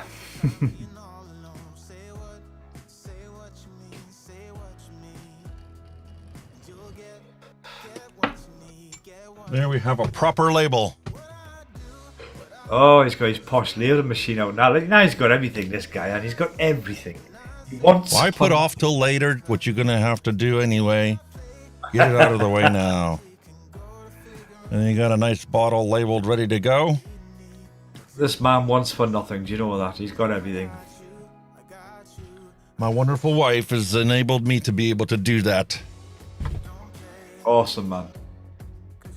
Well, you know what they say, behind every great man, there's a great woman. Or did I get that wrong? Nope, you were 100% accurate. Yeah, I did. And I put my stuff away. Now, what am I going to put this in? Well, I have all these beautiful clean things, but we haven't done our retro vape for today. Oh, damn. So, I was going to dig something out for you as well, and I've totally poof, went out my head. so this is what Next. is up for today. What do you Geek got, Vape Petition? Ammit. Still in the package. I've never had that one. Can't show you the back. No, don't be doing that. Unboxing is a risky business now, you know, folks. I don't care. I'm not changing who I did. You know how, excuse me, how I do things. If I have to blur it out and put on a little thing that says YouTube censored this, so be it. My worst fear is that I miss something like I did. Pam Spraggins, hello and welcome. No apologies. You don't need to worry about being late. How are we doing? Just glad you're here. You missed all the good stuff, Pam. We're just winding down now. No. Only joking. Today I said hell with the timeline. I don't care how long we stream. We got stuff to cover. I wanted to give the news to give people an idea of what it was that's going on that I haven't reported. And we're going to go through our normal routine like we do, regardless of how long it takes. Geek Vape Ammit. Are rebuildable yet? Yes, I imagine I've never it had is. that one. I've never seen that one. Dual coil. Interesting. Ooh. Horseless style deck. Bottom airflow. Sitting them coils pretty high, aren't you? Yeah. I like it. See, I'm not a fan of that, you know, like sticking your coils up so high, because, you know, your cotton, you know, it's got a long way to go, hasn't it, up the cotton? Oh, it doesn't go that far. It just fills in this well. The well, if you take a look at it, is actually pretty small comparative to, you know, putting dual coils in it. Yeah. But that should be doable.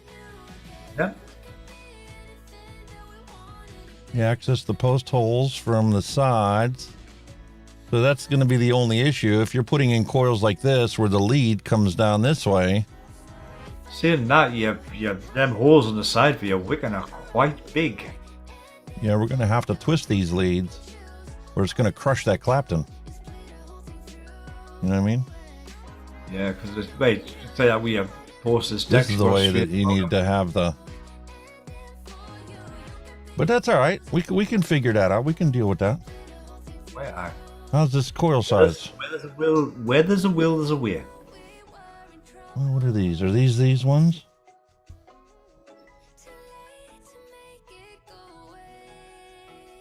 You may have to stretch them out a bit. Space coils are actually pretty good. Yeah. That's what we're going to use today. Easy to burn in and out. We're talking All right. about any 0.33, what, 0.15-ish joule-ish? Sorry, Mr. Drop. You're going to have to be put aside for some other day. Haha, go and drop. Drop in the drop. Pretty massive deck. You look at it size-wise. Height-wise compared to some of these other ones. A lot shorter. And look at this monster glass. So this is going to have a chuffed chimney extension? Is that how it works? User manual. Plenty Oh, look spare at that. glass with it, like. Silicone, where you can just block the airway and just do it as a single coil. What is that for? How many of these tri-tools you got? Oh, hundreds. You probably keep them all in the individual boxes they came in, huh? I tend to leave them in the box with the device, but to be honest, most of them are poor. You know, you use them a couple of times and they just loosen their grip inside the plastic and they just go round and round and round. You know, they just die eventually. Yeah, I haven't seen anybody else do this besides Steam Crave. That's a chimney extension. There's another one. How many little blue screwdrivers have you got? Tons. That looks like an extension for the chimney, doesn't it?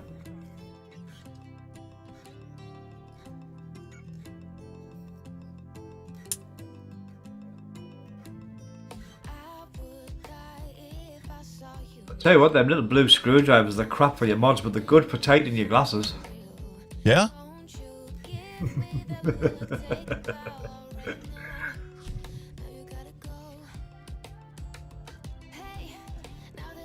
Holy moly, is that tight in there?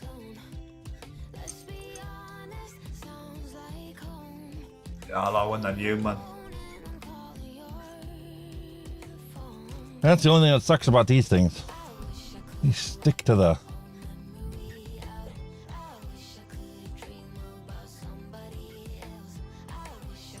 The O-rings. And these are those L-sized O-rings. Yeah. Very fiddly. Didn't I? You probably could have just left them on. It was still sealed. Yeah, but I'm looking at putting the tall one on. Put the chimney extension on. Sorry. Yeah, I understand now. Yeah. Yeah, go tell them off to put the other chimney on. Me being an idiot. No. It only takes a second to miss out on something that happens sometimes. Yeah.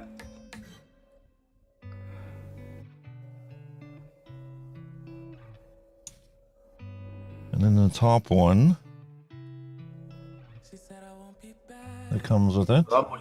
How much e-liquid will that hold now then? That's a good question.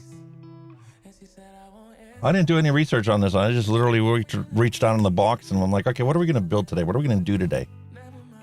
Just go and put it on there like that. Top of your head, 6-7 ml, something like It doesn't even say on the box.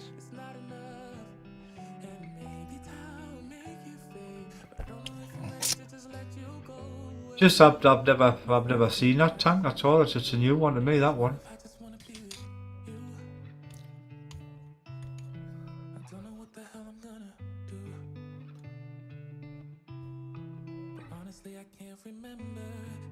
I like that.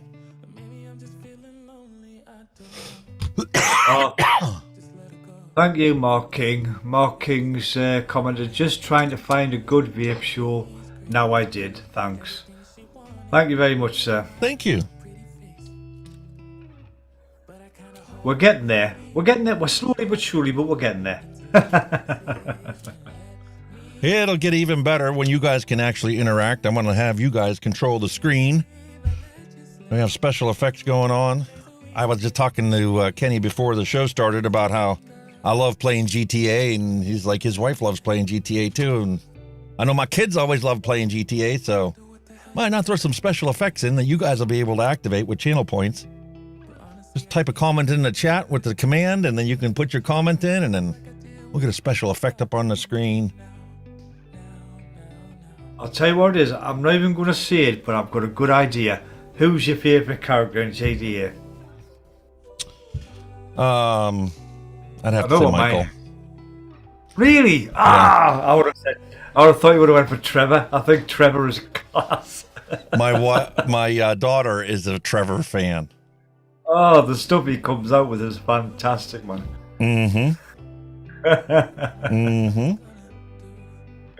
I think he's brilliant. That was entirely your fault.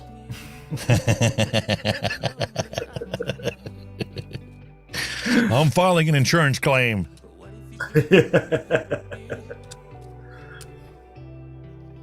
It doesn't say in here how many milliliters this is. So I guess we'll have to get the syringe out and test it ourselves. Yeah, it just normally states, you know, what the tank capacities are like. Yeah. Doesn't say on the box. Doesn't say hardly anything on the box. Wow. But out in the out destruction manual, nothing in that. Look at this.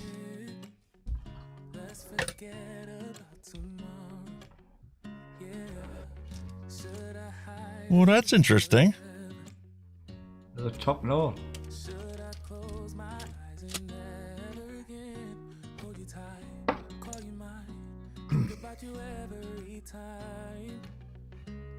I have to get another O-ring out.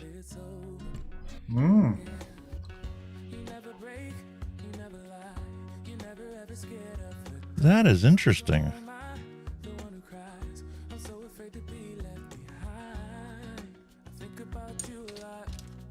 Huh.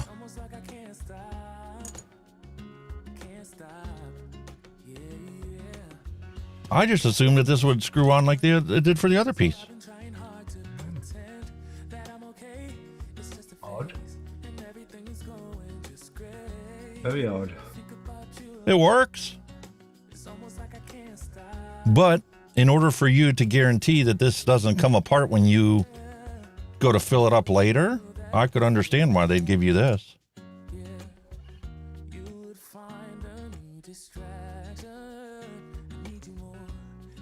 Wow. That's a proper tank right there, the way that's set up.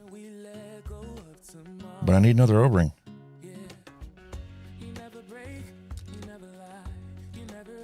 Odd. That's kind of weird. Looks like it goes together, but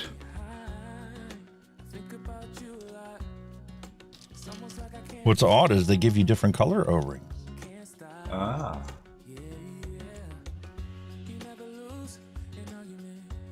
Are they the same size? Are they just different color? Oh yeah, they're giving you some colour options, aren't they? That kind of reminds me of Smock a bit, that. The O-rings they used to get. The colours were, oh dear. I'll just put the clear one on for now. I don't see a difference. Oh, Geek Vape Orange.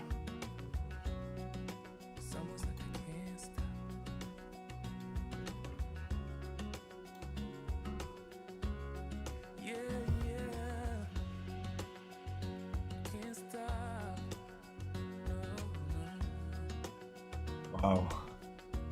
Right guys, you'll have to excuse me a quick moment, I gotta pee. I'm sorry, but I shall be back No as quick worries. as.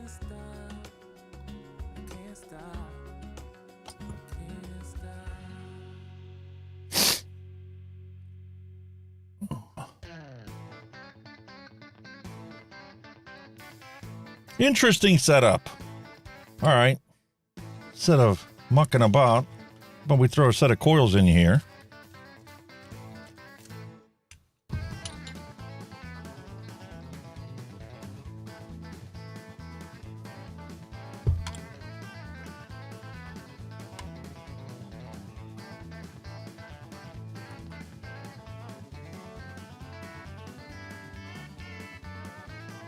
Definitely easy to access.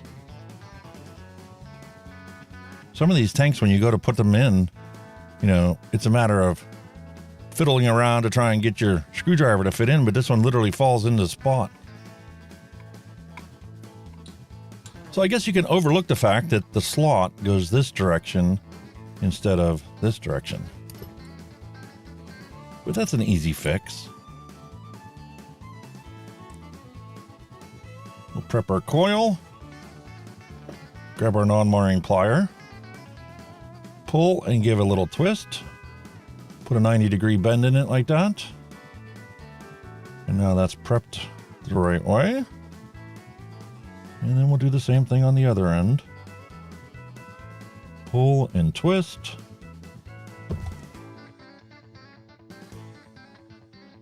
And we'll pull it apart just a hair. Make this a spaced coil.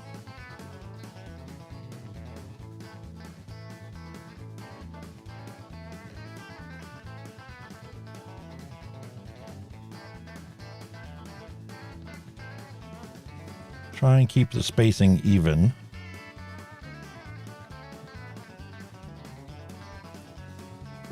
And let's see how that goes.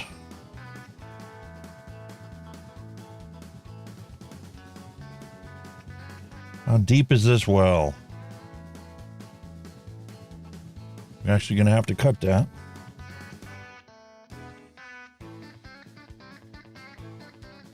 This well is much deeper than the positive.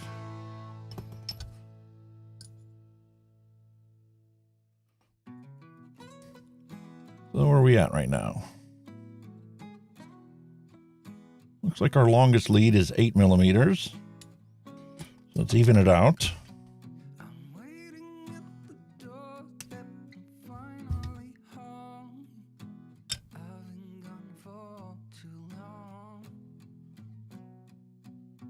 That looks like it's going to work pretty good.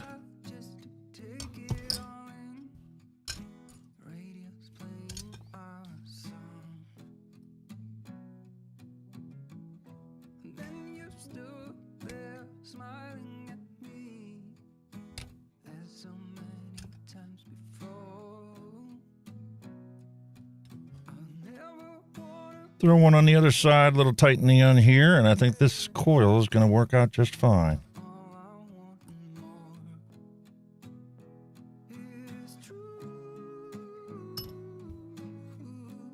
Nice.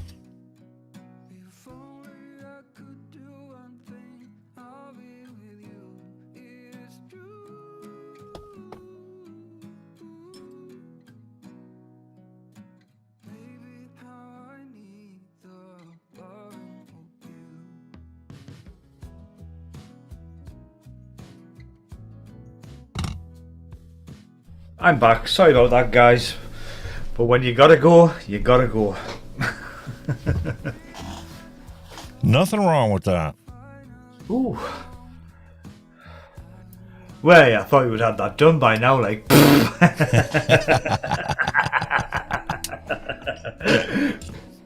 Terrible.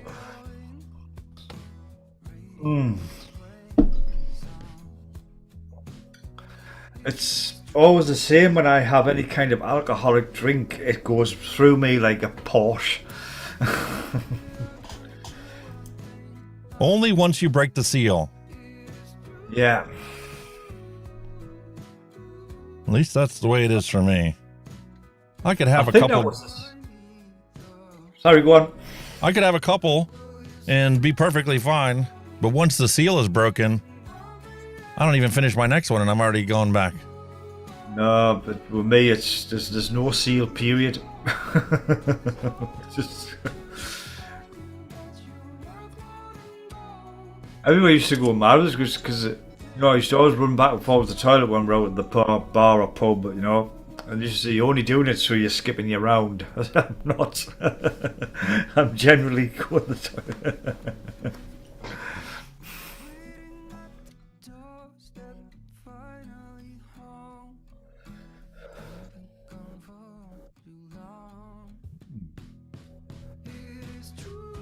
How is the one lead still longer than the other one? It's weird, isn't it? It's like, why is one of your feet bigger than the other one when you buy shoes?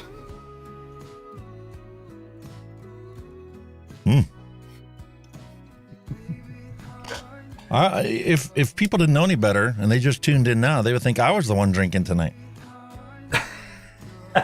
Trying to build this coil, build this deck. Drop the coil in. Honestly, even building coils. You're doing absolutely fine. I know it's an absolute nightmare doing it live. It is. It's.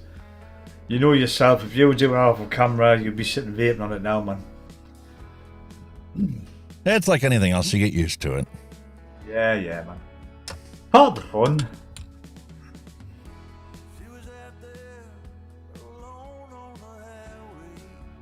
You would think that, you know, after being a DJ since I was in high school, You know, jumping onto YouTube and making videos for YouTube would be so easy, and going live on YouTube would be so easy because, I mean, I've performed in front of literally thousands of people. But when you get on YouTube, it's different. I don't know if it's the fact that, you know, whatever you do on live on YouTube stays there forever or what it is. But it took me a little while to be, you know, comfortable on camera on live.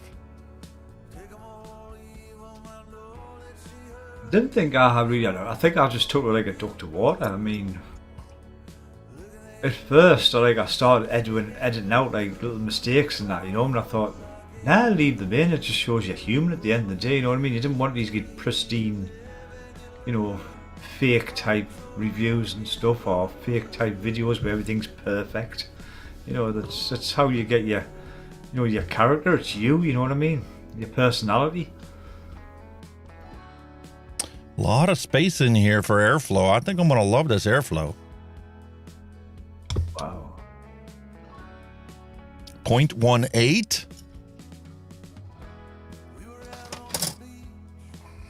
It's spaced.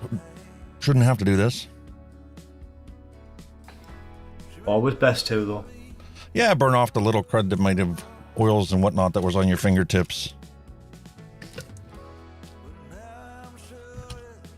I was thinking of buying some rubber gloves so you don't touch them. You know what? There was, I don't know if it's 8Vape or who it is. They do review videos of their own stuff, more like presentation videos of the products that they sell. And they started about 2 years ago, black gloves, to do their presentation videos. So nobody can comment on your fingernails. And I don't care if you just clip these. When you clip your nails, the edge of it gets white. So it looks like it's long, even though it's not. Oh, don't talk me about that. I get loads of grief off a certain person in Canada over that. You get those trolls out there that are going to make comments no matter what you do, that you're not perfect, you're not doing this. You know what? Andrew Scott does a podcast every week. And I haven't listened to it for quite some time, but I did happen to come across his was one of his suggested things, and I did get a chance to listen to his last one. And he pointed out the fact that, you know what? Don't try to be perfect when it comes to making these videos. You could always spend more time making it better, making it better, making it better. Perfect example for the video that I recorded for this review. There was a section in there where I realized it would have been better if my camera wasn't on this side of the screen, was on the other side of the screen where Stanton glances. I'm like, I'm not going to go and re-record it. But Andrew Scott made the statement on there. He's like, you know what? It's good enough. You could spend hours upon hours upon hours, and I've done that too many times, trying to make the video better. And it gets no more views if it's perfect than if you put it out there and just do it. I mean, you know, there's always room for improvement. I mean, that's just to your own standards, because, by the way, Hunky Vapes is a perfectionist, by the way, people. But anyway, you know, you can always improve. The whole point is, as long as this video you put out has at least something better than the last video you put out, don't worry about little imperfections. If you constantly make improvements, every video is just a little bit better than the last one, after a year, you will recognize the difference between here and here, how much progress you've made. Individual little steps you don't notice. Let's face it, if everybody looks back at the very, very first YouTube video, they'll be thinking, my God, did I really do that? You know what I mean? It's, you know, you improve as you get on. You may invest in better equipment as you get on. It's just, you know, it's just that's the process of it. But if you totally keep striving for perfection, it'll bring you down. It'll destroy you. Yeah, like I asked you, you know, when we first started talking and doing our Zoom meetings, you know, what do your numbers look like on there? Like, what's your retention rate? I don't understand how, you know, I put this video out there that's, you know, 10 minutes and the retention rate is like 30 seconds. And then I put a 2-hour movie out and it's like, or 2-hour news and or vlog, and it's like 20 minutes. Yeah. That's what I'm saying, you know, I think sometimes if you take it too seriously, it'll have negative effects on you. You know, you just go with the flow. Simple as that. Oh, that feels so good in there.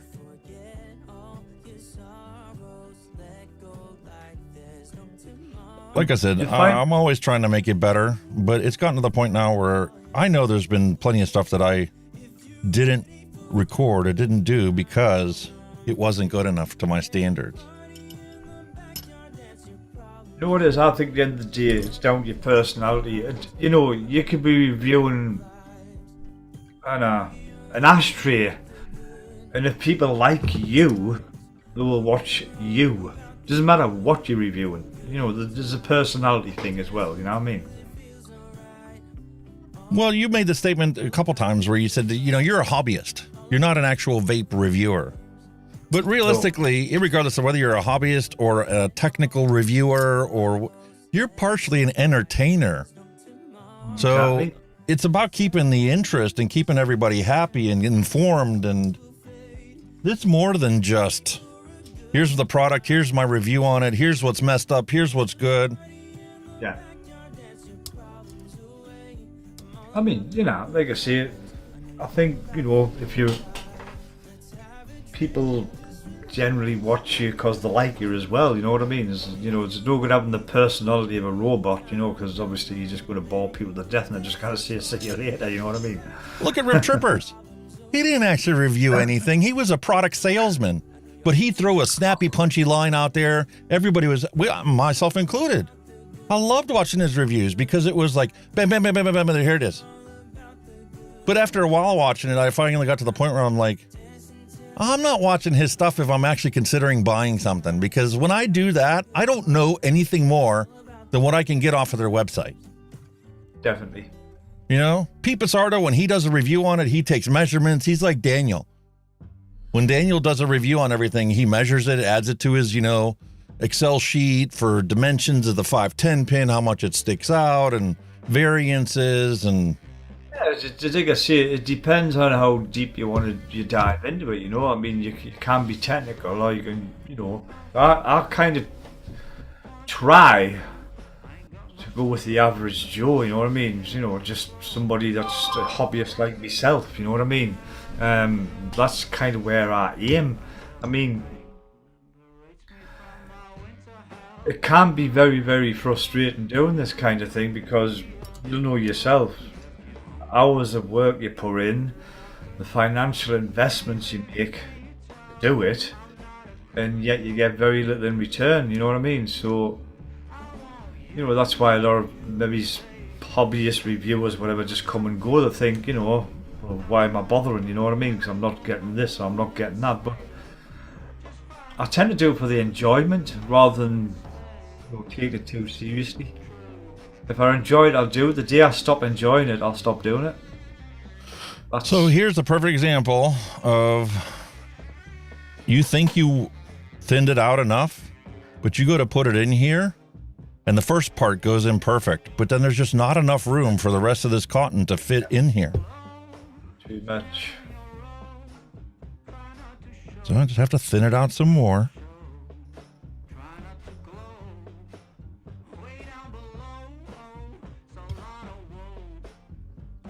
And that's the thing, even Bandrew said that.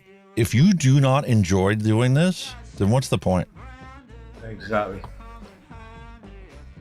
And he's even said before, he's like, you know, I'm glad that I'm not a, you know, a 50,000 viewer channel. Because then you're under bigger pressures and more trolls out there and more, it's just more complicated. I can see both sides of the coin here. I mean, if there's guys who are actually making a living out of it, then that's a different ball game altogether. You know what I mean? If, they've got to make an income to put food on the table and pay their bills. Oh yeah. I can understand that side of it. Definitely, without a doubt. I mean, or at least bring in enough to offset how much you spend to get these things out there. Well, this is it, yeah. Even if it isn't about, making a living to feed your family off of, at least cover all of the expenses. Yeah. Oh, I mean, it's one thing for it to be a hobby. It's another thing for it to literally be a hobby that costs as much as a brand new vehicle. You're right there. I wouldn't even like to guess what I've spent on the whole YouTube vaping scenario. I couldn't even put a figure off the top of my head on it. But it will be a lot. Yeah, I've bought 2 more cameras. They're just webcams, but for like stance and glance, I don't need to have my Canon M50 on stance and glance to show you the receipt printing. No. So I said, you know what? I'll pick this up. And my problem is, and this is probably what I should have done. I should have, as I bought all this stuff to improve this channel, I should have had another channel to review all the things that I bought to build this channel. Yeah. You find a lot of reviewers do have a second channel of some sort, myself included. I mean, but I think with my second channel, I'm not putting enough time that I should be, because you're obviously focused on your main channel. So the thing there is to find the time to do 2. You know what I mean? The other channel is obviously into the cinematography, photography type of thing. That's, you know, I enjoy doing that outside of vaping, and I really haven't put a lot of time into it, and I really should.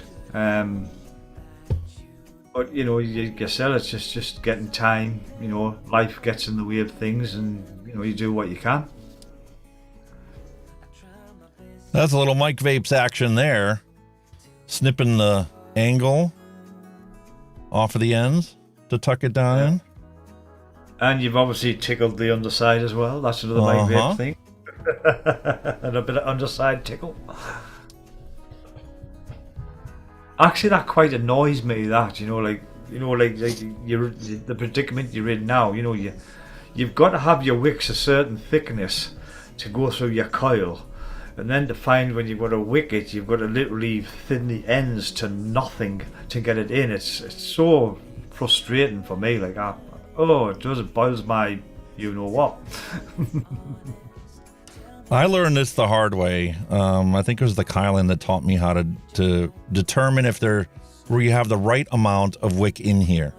You know, Vic is always about the simple, just to do the dam method and get the dam method in there, and you're just literally damming it off. But that doesn't actually fix the problem, and it wasn't actually designed for that type of wicking. This thing was designed for the wick to go all the way down to the bottom. Yeah, it works in some cases, but not for all. Because then what's the stop when you open this thing up and close it from the pressure of you closing this top down with these old screw style tops? What's to stop that air pressure that you build up when you screw this down, those 4 full turns, from pushing that wick right up out of that hole, especially if it's just dammed right at the top? Yeah. By having it down in the wick, in the well, and being as thin as it is, the fluid can get in easy, and this is literally touching this, and you get contact on all this, and that contact will prevent this wick from ever popping out of there. Yeah. Short of blowing into the tank. If you don't cover that hole completely in wick, then you're going to flood. It's as simple as that, you know what I mean? Maybe not initially, but eventually, yeah. I think so there we have it. With wicking, my kind of tip with anybody with wicking is don't pack it in tight. If that's the thing you want to avoid. You know, if you pack it in tight, it's going to give you a world of problems.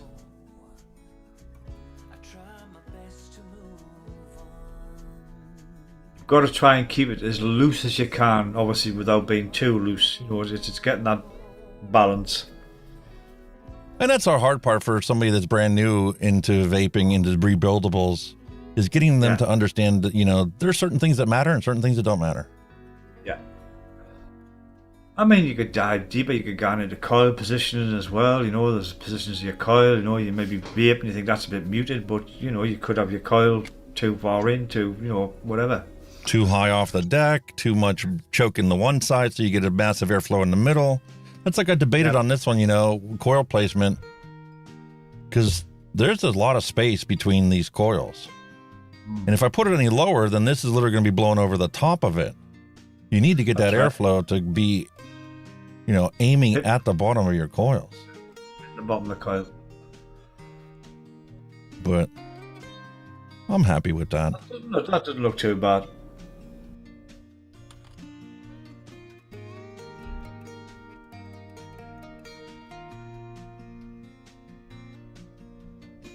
Now, something else I love about this thing, don't ever fill your tank all the way up to the top. You need to have some air inside the top of your tank. We don't realize it, but like even look at this arbiter. These quarter turn. This chamber that's on the top of this, that is an extra reserve capacity for your e-liquid. That's for air.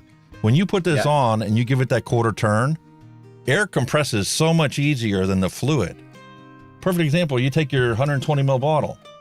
When you have a full bottle like this and you go to squeeze it to fill your tank up, it fills up a piece of cake. When you get down to the very bottom of this bottle and you go to squeeze it, you really got to squeeze it to get out because that air compresses so easily. There's no more fluid in there except for what's on the bottom. Yeah. So that's a little tip here. If you don't want to flood your tank, you know, leave a little bit of room on the top of this for air so that, especially in these old style ones that have the screw on, you know, you need some compression in there to not flood your tank. That's right. A lot of people have a problem with the steam crave, you know, flooding. That's why they put the juice flow shut off in there. Besides the, you know, you can stack them like a mech mod. But if you leave a little bit of air on the top for it to compress, you won't ever flood your deck by filling your tank. You need that little bit of air pressure in it. It's like this one here, you know, on the side, you can tell this thing's full.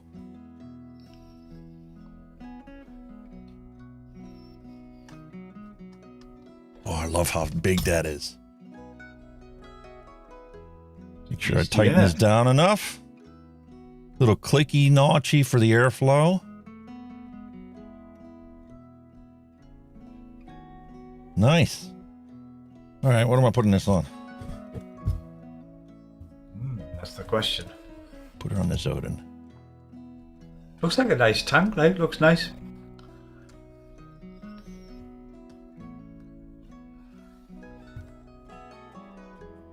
Dusty Country Road says, yep, it's a learning curve, but having fun.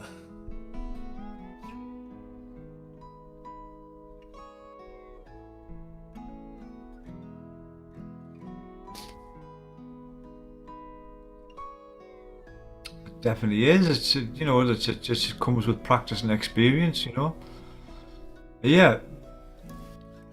Even me, you know, an experience, well, what I would say is a pretty experienced vapor, still get it wrong, still make mistakes.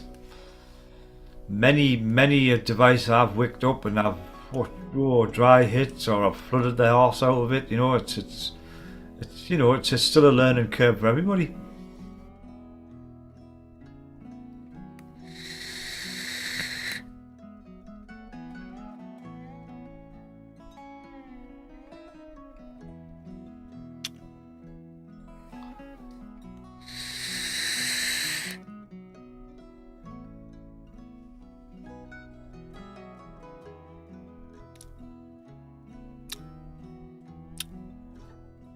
What's the airflow like? I got that fully open, are you? Lots of airflow. I could turn it down some. Yeah.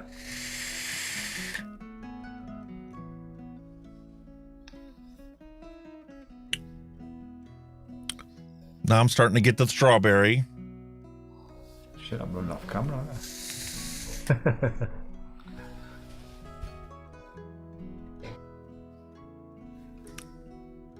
Not very much granularity to the airflow adjustment on the bottom of this. Each of those clicks is like, the first click is like 1/8 of the total opening. And each click is another eighth. So you go from the first opening to the second opening, it's like 1/8 to 1/4. And you go 1/4 to 3/8. So there's not a lot of granularity.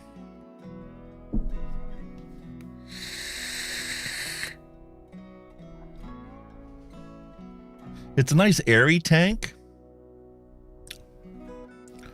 there isn't a whole lot of flavor to this. Really?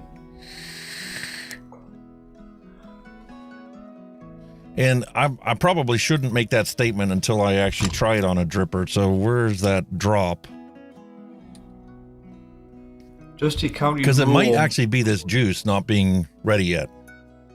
Dusty County Road said there was a nice looking tank. What was it called again? Because he's forgot. That would be. There you go, sir.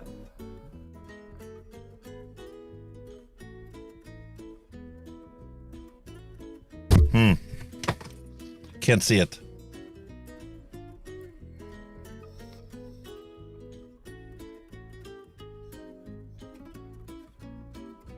Geek Vape Ammit. I picked this up on clearance. I don't even know how old this tank is. I'm sitting there trying to remember myself. An Ammit. There you go.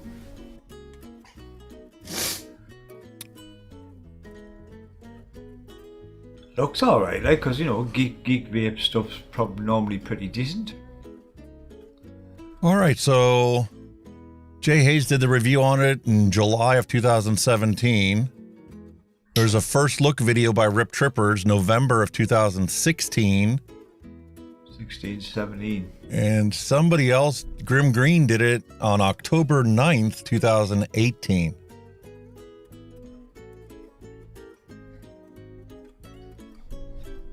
Bit of an old one, yeah?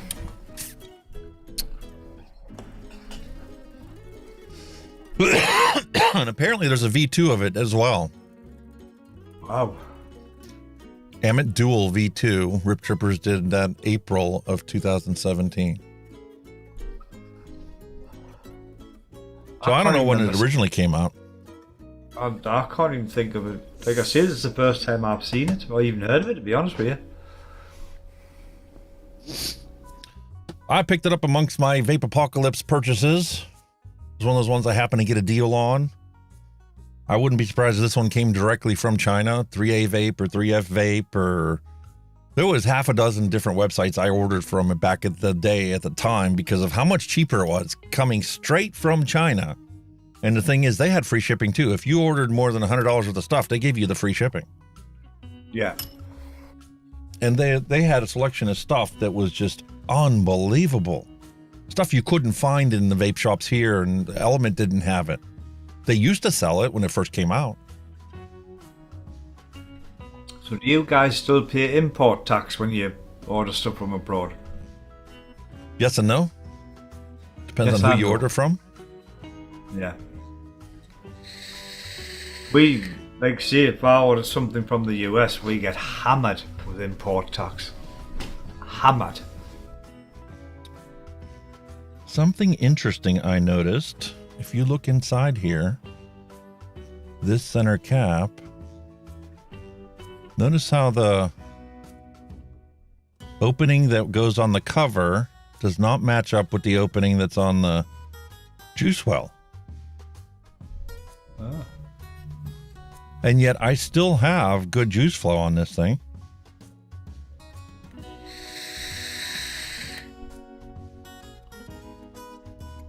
No dry hits. I'm getting that strawberry flavor now.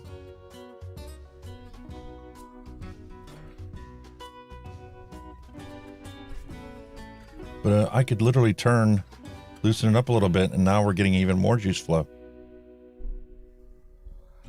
Now it's open. Lining it up to make sure that it's fully open. It actually got a juice flow control on it. Yeah, depending on how tight you screw that together. That's interesting. Now just looking at them, you know, them three squares you've got at the bottom. I'm just wondering if that's where you line up to open it and close it. Yeah, that indicates where the opening is, and then you can actually look to see, and you can make minor adjustments. Yeah. Holding the that's what I was base. thinking. Or you can crank it down some more. I'm with you. Interesting.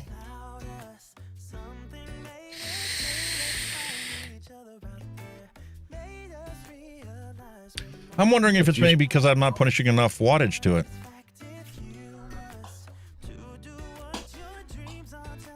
Plump it up and get some heat on this. What'd Where's your coils calculator? come out at? 0.19. 0.19. I'll consult my calculator for you. See what this comes up with this time. 0.19, yeah. For a cool vape, you're looking at 68.2. For a middle of the road vape, you're looking at 80.5. And for a warmer vape, you're looking at 92.8.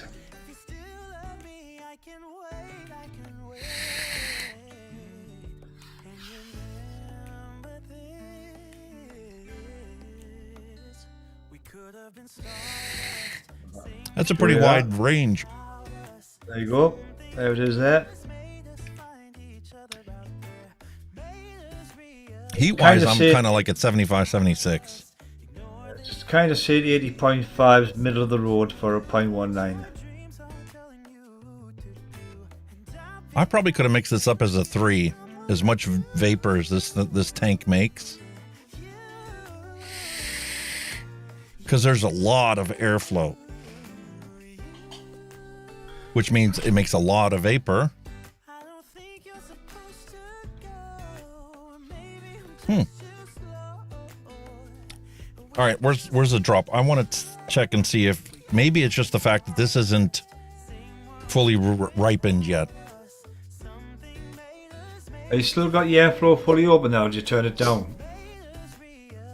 I can't even tell. I got it. Turn it down. Here's what I mean by the clicks. See, there's the first click. And that would be completely shut off. I wish they wouldn't let you completely shut off the airflow. Maybe First try click. about half. Second click. Third. Fourth. That's it. 4. So it's fourths. It's not even eighths. You got 4 slots for airflow choices.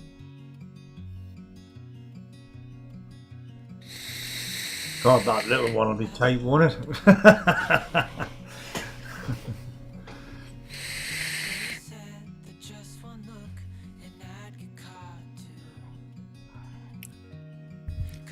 Dusty Country Rosie says he's running 87 watts. 1.3 ohms. You mean 0.3 ohms? 1.3 ohms. That's pretty high resistance. He's 0.13. 0.13. Yeah, 0.13, 87 watts. I could easily see that. My Arbiter, I have 0.17 and I run it at 65. That's my ideal temperature and airflow requirements for myself. 0.18 is reading now. 87 watts. Bump it up a bit, mate. my watt calculators just went crazy on that one. 0.13. It's gone cool 99.7. Middle of the road 117.7, and for a warm one 135.7. There you go. I'm not shitting you. There you go. 0.13. But it's down what do I do with my drop? Down to the individual. If you want a warm vape or a cold vape.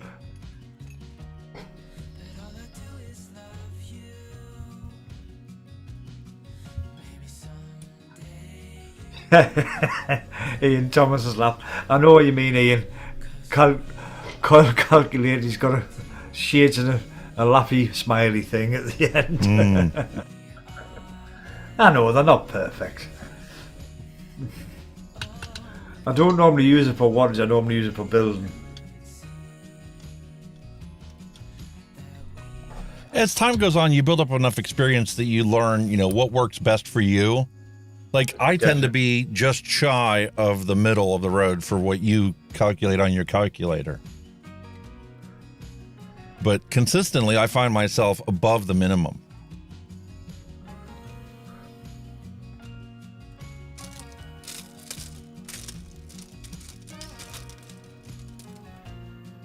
This was a bargain. I think I picked up this thing. It had 50 different strands in it, and it was like $9 on Amazon. The only problem is these agliated cottons, you can see how the shape of that, it's all flattened out. Oh god, I think it's squished. And getting through some 3mm coils, that isn't good. But if I grab my pliers and bring it back to a somewhat round shape, if I don't go crazy on them.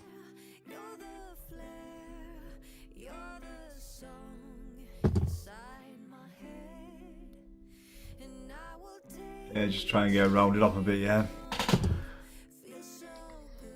So yeah, I'm going too crazy on it.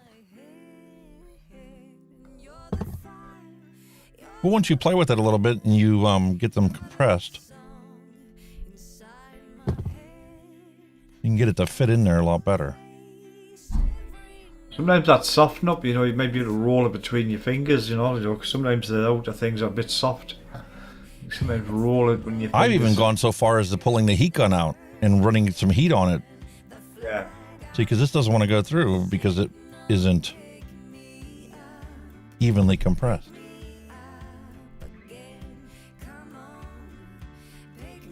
Let's try that. Worst case scenario, you can just cut it off. Yeah.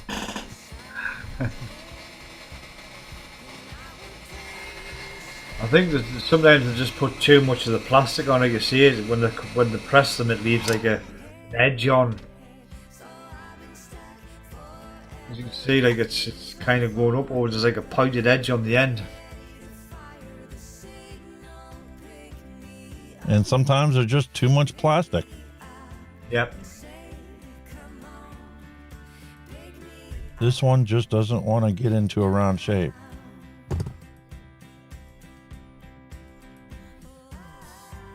So I'm going to take your advice and just snip it off. Or chuck some Muji in, one or the other, because it's an RGE in it.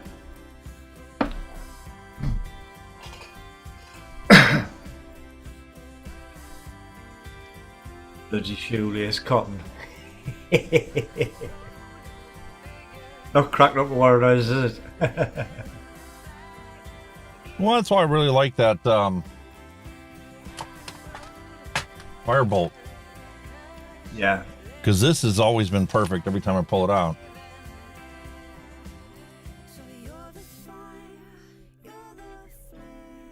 Firebolt, yeah. There we go.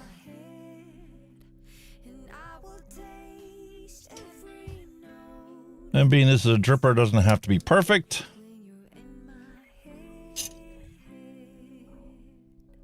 Drippers are more fluff it. Drippers are definitely more forgiving.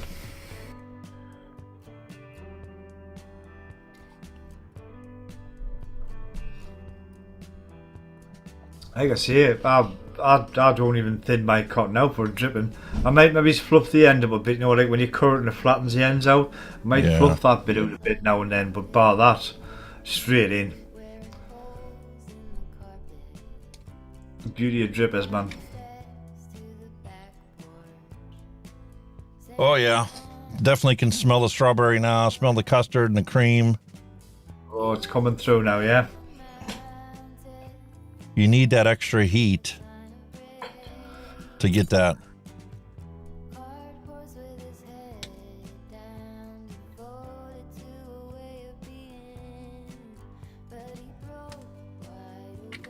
Fantastic. I think that's still the best way to test your flavours, is using a dripper, like, without a doubt. Use your tank when it's settled.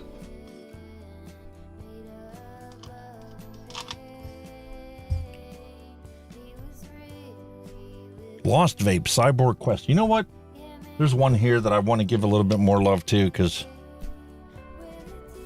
I love RGB lighting. And this is one I didn't give enough love to. Oh, GB light. You like flashy lights? Yes, I do. Oh my god, no, man, no. Yes. I'm not a fan of that, like. Mm-hmm. Marvos X. You're vaping, man. You didn't want a light show, you want to vape. And the Max is Oh solo. my god, Jesus, no way. Love it. My two pet hates too much light and bloody rainbow. Well, see, my wife loves the rainbow colors. No, When we were doing rebuildables first, she had to have her rainbow colors for her tank. No, they're hideous, man. They're absolutely hideous. They should And the ban thing them. is, it wasn't even so much that it was rainbow as much as it was purple. She loves purple, and nobody makes really purple tanks. No, but rainbows are no.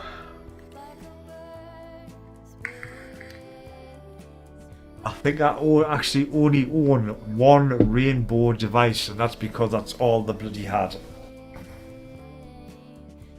All right, so we're at 0.45 here. Take this down to about 42, 43.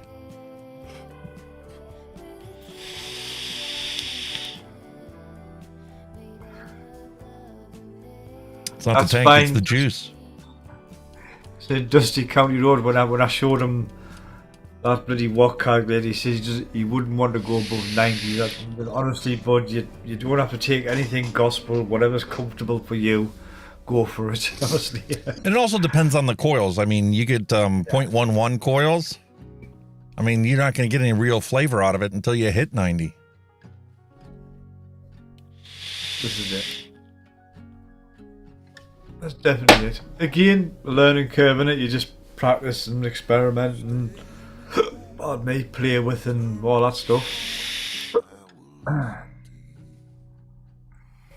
Yeah, it's not the tank, it's the juice. It's not ready. It's going to take a couple days for this to steep out into something that's actually, you taste the creams, you taste the custards, and you get the strawberry.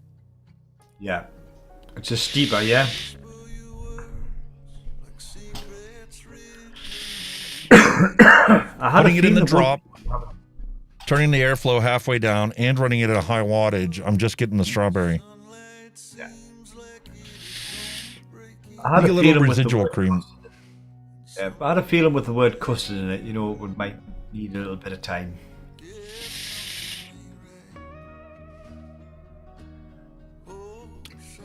But I know it's a good recipe. Wayne doesn't put out bad recipes. I have yet to find one that he made that I didn't, think was a good recipe.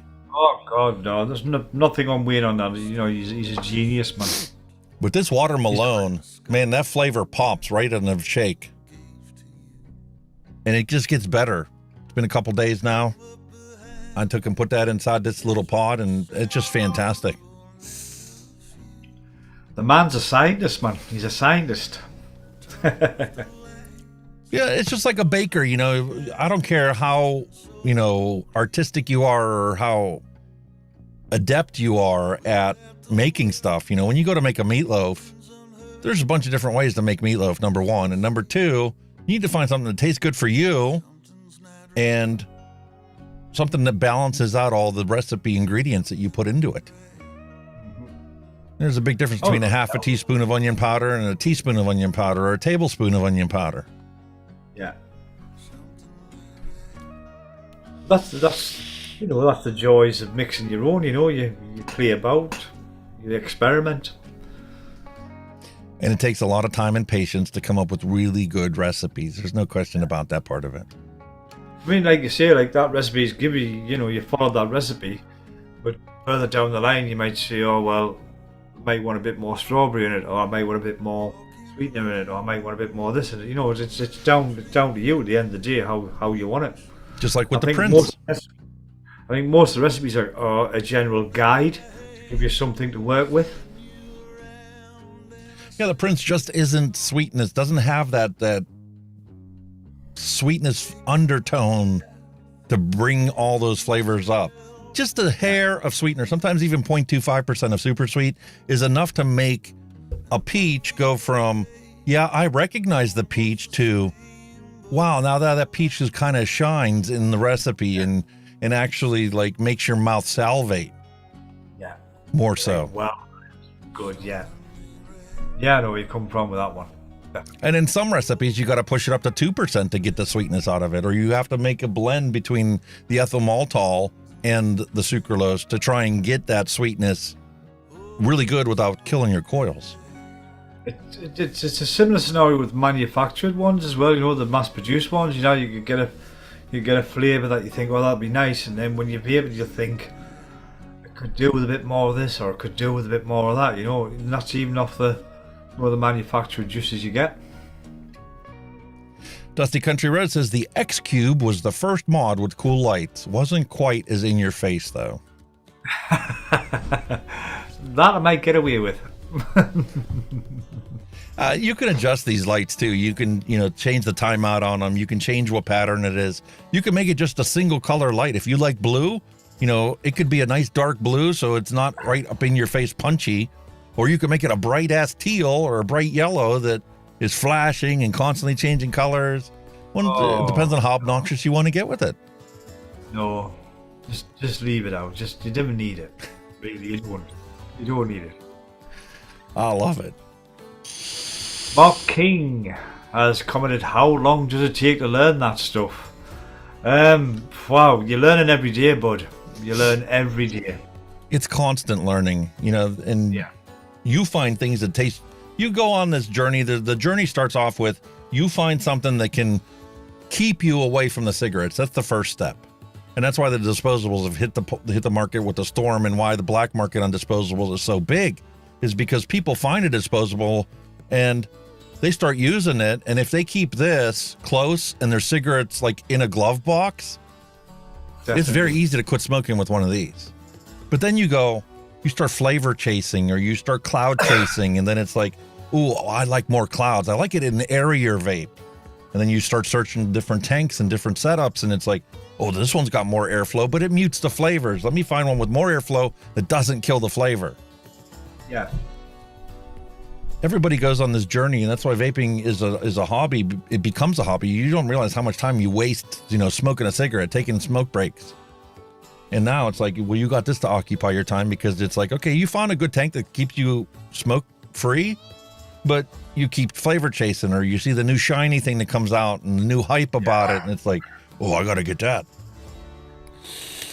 That's the one big thing you've got to try and resist, is the shiny thing, because honestly, it will cost you a bloody fortune. Gas. I do apologise for the noise. Dog's gone mad. Gas. We all have gas. Yeah. Gear acquisition syndrome. Yep. We got our pearly whites on the new shiny and go, I have to have that. It's the same thing. I mean, you don't have to go chasing the latest and greatest device. I mean, there's Hunky there. He's bought a device that was 2017, and it's still a great vape.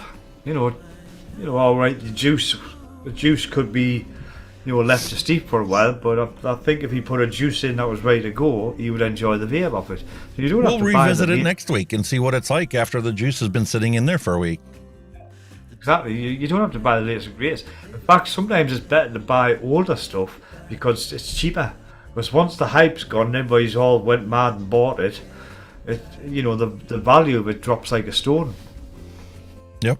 And they have to bring the latest shiny in to keep the customers rolling in, so they clearance price them, and you walk out on a good deal on something that you just put on the shelf, and then one day you got some time to kill, especially in the middle of winter, you get a snowstorm or a blizzard come through, and well, let me pull that out and let me play with that for a while, see what I can do with it. Exactly. I mean, my only gripe with the older stuff is try to avoid the sub-ohms, because you'll find sub-ohms, they'll make the coils for so long and then they'll stop making the coils for them, and then you're just sitting there with a tank that's no good, basically. I mean, that's them as the ones to be careful for rebuildables. You can buy them 10, but even the stock coil ones, they eventually get so cheap that the mod itself makes it worthy of a purchase, a clearance purchase. Definitely, yeah. The kits, if the kits, if it's an old kit, the tank's old, just buy for the mod. You know what I mean? Bin the tank and just buy for the mod. You'll get a good deal. Yeah, matter of fact, that's what I'll do next week. I'm going to pull out some of the starter kits that I purchased. I've got the Tinker. It looks like, it was based on the design is based on like tennis shoes, high-end Nike tennis shoes or something. And it's more ergonomic fit, but it's a stock coil. You can't buy the coils for it anymore. But you go and you put a rebuildable on top of that, and the purchase of $20 for a starter kit, that the mod you got out of it, and the stock coils, once they're dead, you just put a rebuildable on top. It's still worth buying. Some of the companies did go. I mean, I know Smok did it with some of their TV whatever tanks. You know, you could get the stock coils, but you'd also buy a little rebuildable deck for it, so you could keep using it and using it and using it when the coils eventually got phased out. People give Smok a lot of crap because, you know, they every week they're putting out something brand new, but they kept the stock coil consistent throughout the whole thing. The TFV8 coil and TFV9 coils are exactly the same size diameter and size and threads. So if you've got a tank that takes a TFV8, guess what? You can buy a TFV9 coil for it and slap it in there and you're off and running. And the TFV9 is actually better with the cotton density, so it didn't leak, it wasn't prone to leak as much. Do you know what it is? The only thing with Smok, right? I've never really had a gripe with them because some of the mods were pretty decent. Fantastic. Especially now. I mean, because like in the earlier days, you had the DNA boards and the Yeehee boards. Them were the two boards that were kind of setting the standards. You know, they got temp control bang on and all the other stuff, and they were miles ahead of the competition. Now that competition is pretty much on par, including Smok. They've got boards now where they've got temp control bang on, if you know you still use it, and you know the wattage and everything. So everybody's kind of caught up with them now, and the stuff they're bringing out now is still pretty good. Honestly, I've still got God, what was it? I've still got the gun one, you know, the gun one where you popped it and the thing dropped it. I can't remember it off the top of my name. I've still got one of them and it's still grafting. The mag? The mag, that's it, the mag. Yeah. I've still got one of them and it's still going strong to this day. Alright, the paint's a bit battered and all that, but the actual mod itself still works fine. And the tank, everything worked great on it. I personally love the Mag P3. It had a touch screen on it and the temp control was just as good as, or at least as good, relatively speaking, as the DNA boards. I think what kind of got people not liking Smog, it's like you said, they were churning new products out all the time, every month, new mod, new tank, new this, new that. They were constantly churning out new products and you just couldn't keep up with them. And I think that's why people just got a bit sick of them, like they are now with the pod market and the disposable market, because they were in your face 24/7 releasing, and people got sick of them with that. But when you take a step back and actually look at the stuff, okay, they had a bad rep for some of the coils in the early days. The coils weren't lasting 2 minutes, they were burning out, you know what I mean? But the actual mods and stuff, they were pretty damn good. You know what I mean?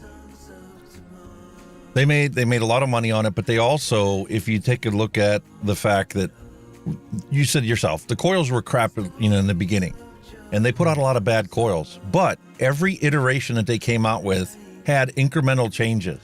And I think the reason why we have such good devices right off the bat nowadays is because of all the innovation that companies like Smok did along the way. Definitely. They put something out there, they got a lot of feedback from the customers. Yeah, their customers were beta testers, but when all of their customers had the same problem, that was fixed on the next device that was released. Exactly. That was the beauty of it. You know, they did. It's not as if they kept churning out the same crap. They actually did improve, like you said, on the next device or the next coil. They improved all the time. And, you know, I mean, people knock them, but you've got to remember, though, that they aimed it as well with that pricing at the average Joe. They made it affordable as well, and that was another good thing. You could buy it. I mean, I can remember when you could buy a full Smok kit for 30 English quid. You know, 30 quid for a full kit, 200 watts.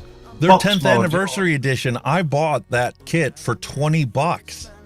Yeah, that's what I'm saying.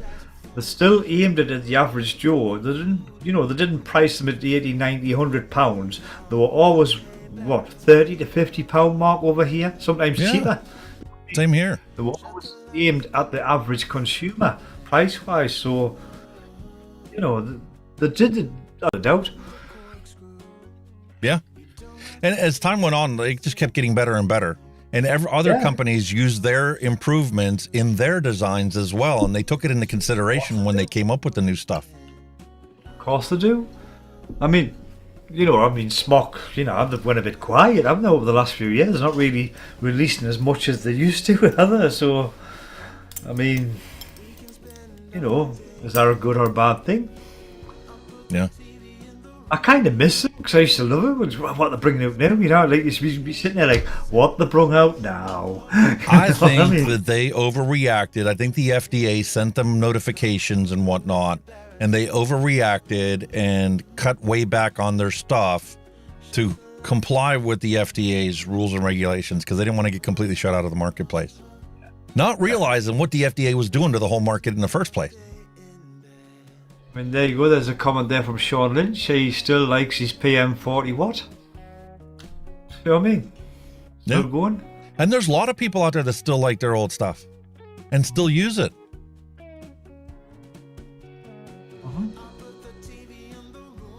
Yeah, their quality went downhill, but it wasn't intentional. I think it was from the simple fact that they produced so many new things that along the way they got to be just a little too aggressive in the marketplace. That's probably why people got a bit fed up with them, you know, because they were just constantly releasing, you know.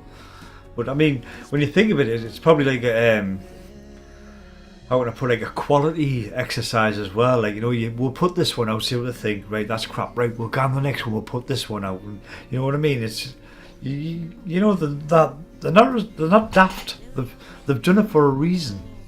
And if you think about it, when you look at the whole big picture, they learned from everything that they did. And they put it out there, and it eventually got to the point where they incorporated all the things that made it better into the new stuff that came out. And the last couple of things that I bought that they put out there were amazing. Like, I couldn't believe that it was a Smok product. I mean, right down to the point of O-rings. They listened to the people complaining about the fact, why is Smok products always have a red O-ring? Yeah. So they put clear O-rings in the package. Exactly. It's not as if they've just chucked poor product after poor product. They've actually improved on every product, whether it be something small, something massive. They've always done it. So you know, you've got to give kudos to them. I mean, you know, I'm fine with Smok products. Me, I mean, absolutely fine with it. Not a problem with it. So one more thing for tonight. For today, a little bit of controversy for you. Oh, everybody! No. What? Everybody has this love-hate relationship with pods, right? Yeah. Pods are taking over the industry. Pods are taking over the black market. I watched the Phil and Dimitri show last week or the week before. They were talking about how if the vape industry wants to continue being a strong foothold in the smokers that are lives that are out there, you need to find a juice that replicates the vape you get from disposables, because the modern day disposables are so fantastic on flavor and so true to flavor profile that it's unbelievable. Yeah. You can't argue that part about it. You can argue all day long about how it's attracting teens and blah, blah, blah, blah. But you can't argue about the fact that these new disposables are so accurate with their flavor. I can't get over that Bello disposable that I have. It tastes like an Andes chocolate mint. Drop the whole teenage thing. Now imagine if you had a juice manufacturer that decided, I want to put out an e-liquid that is just as good as anything you'd buy from a disposable so that you could put it in your own pod style device. What would you say to that company? Yes, please. Oh, yeah? Here we go.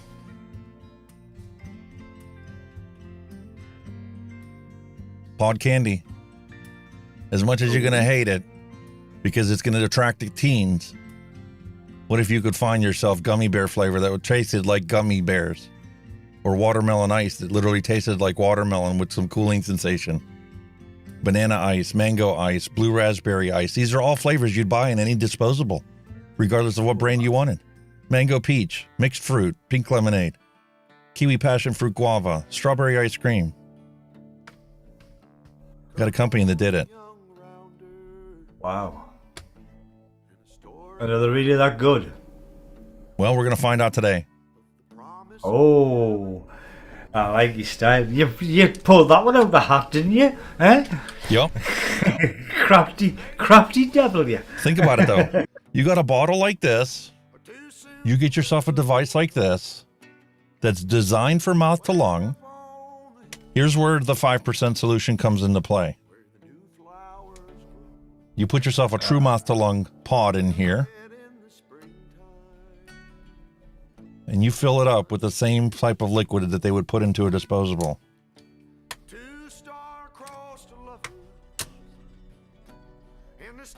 Let's fill this pot up and find out if we can get disposable flavor out of a refillable tank.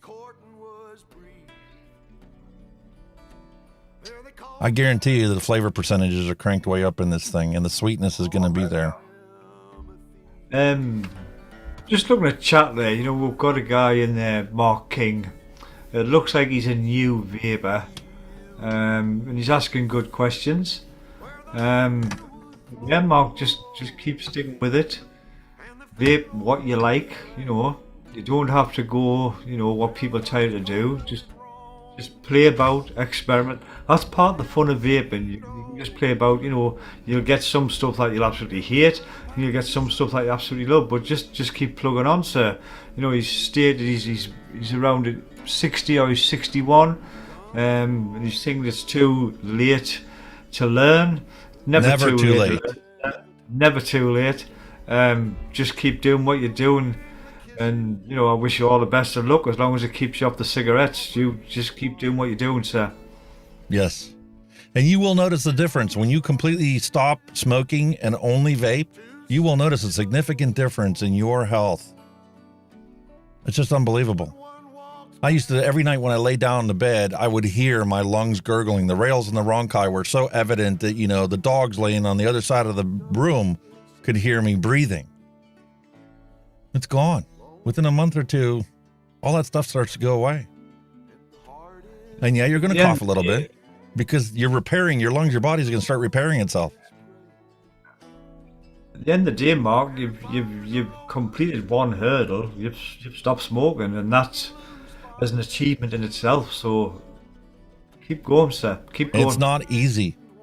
I've talked to people that actually had addictions to things like heroin and cocaine and stuff, and they said quitting smoking was harder than quitting those things. Yeah. Definitely. But yeah, kudos to you, sir. Keep doing what you're doing. And don't ever be afraid to ask. Wednesday, Legion Vapes has Coffee with Legion Vapes, and then the show is nothing but, you know, all of us vapors getting together and, you know, just chatting with each other and having conversations about whatever. And if anybody has any questions, he'll stop whatever he's talking about to answer those questions and give people the help they need to be able to stick with this. It's the same here, guys. You know, if you've got questions, we'll try our best to answer them, or, you know.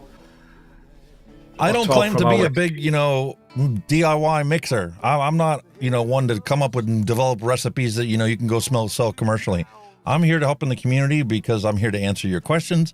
I'm here to, you know, do these DIY recipe reviews to let the community know that here's a recipe that's been out there for 2 years. Nobody's reviewed it. Let me mix it up and give you some kind of a starting point to go, oh, this one's crap. I'm not even going to try this one. Or this one, this guy said it's not bad. It might not be for you, but at least you know that it's a decent recipe. You can see a classic example there, you know. DJ Alex there, he's mixed the prints. Everybody likes the prints, but, you know, he thinks for what he likes, he would like a bit more sweetener in it. And, you know, that's part and parcel of it. You know, it's not about there's no set rules. There's no you should do this, you should build this, you should vape this, it's just totally an open playing field for you to do what's comfortable for you at the end of the day. Because the worst thing that can happen is when you turn to vaping is that you get all, you know, the wrong setup, the wrong flavors. You know, it'll just put you off it and you'll go back to cigarettes. So, you know, you've got to play about with it. You know, do what's comfortable for you. You know, you don't have to, I mean, I might say, oh, well, I like vaping this, I like vaping that. Don't take my word for it. That's just what's comfortable for me, personally. That's the way you do it. Whatever keeps you from thinking about picking a cigarette up, you're a winner. It's as simple And as that. realistically, you'll admit to this too, Kenny. When you first bought a flavor, you don't know if you're actually going to like it or not.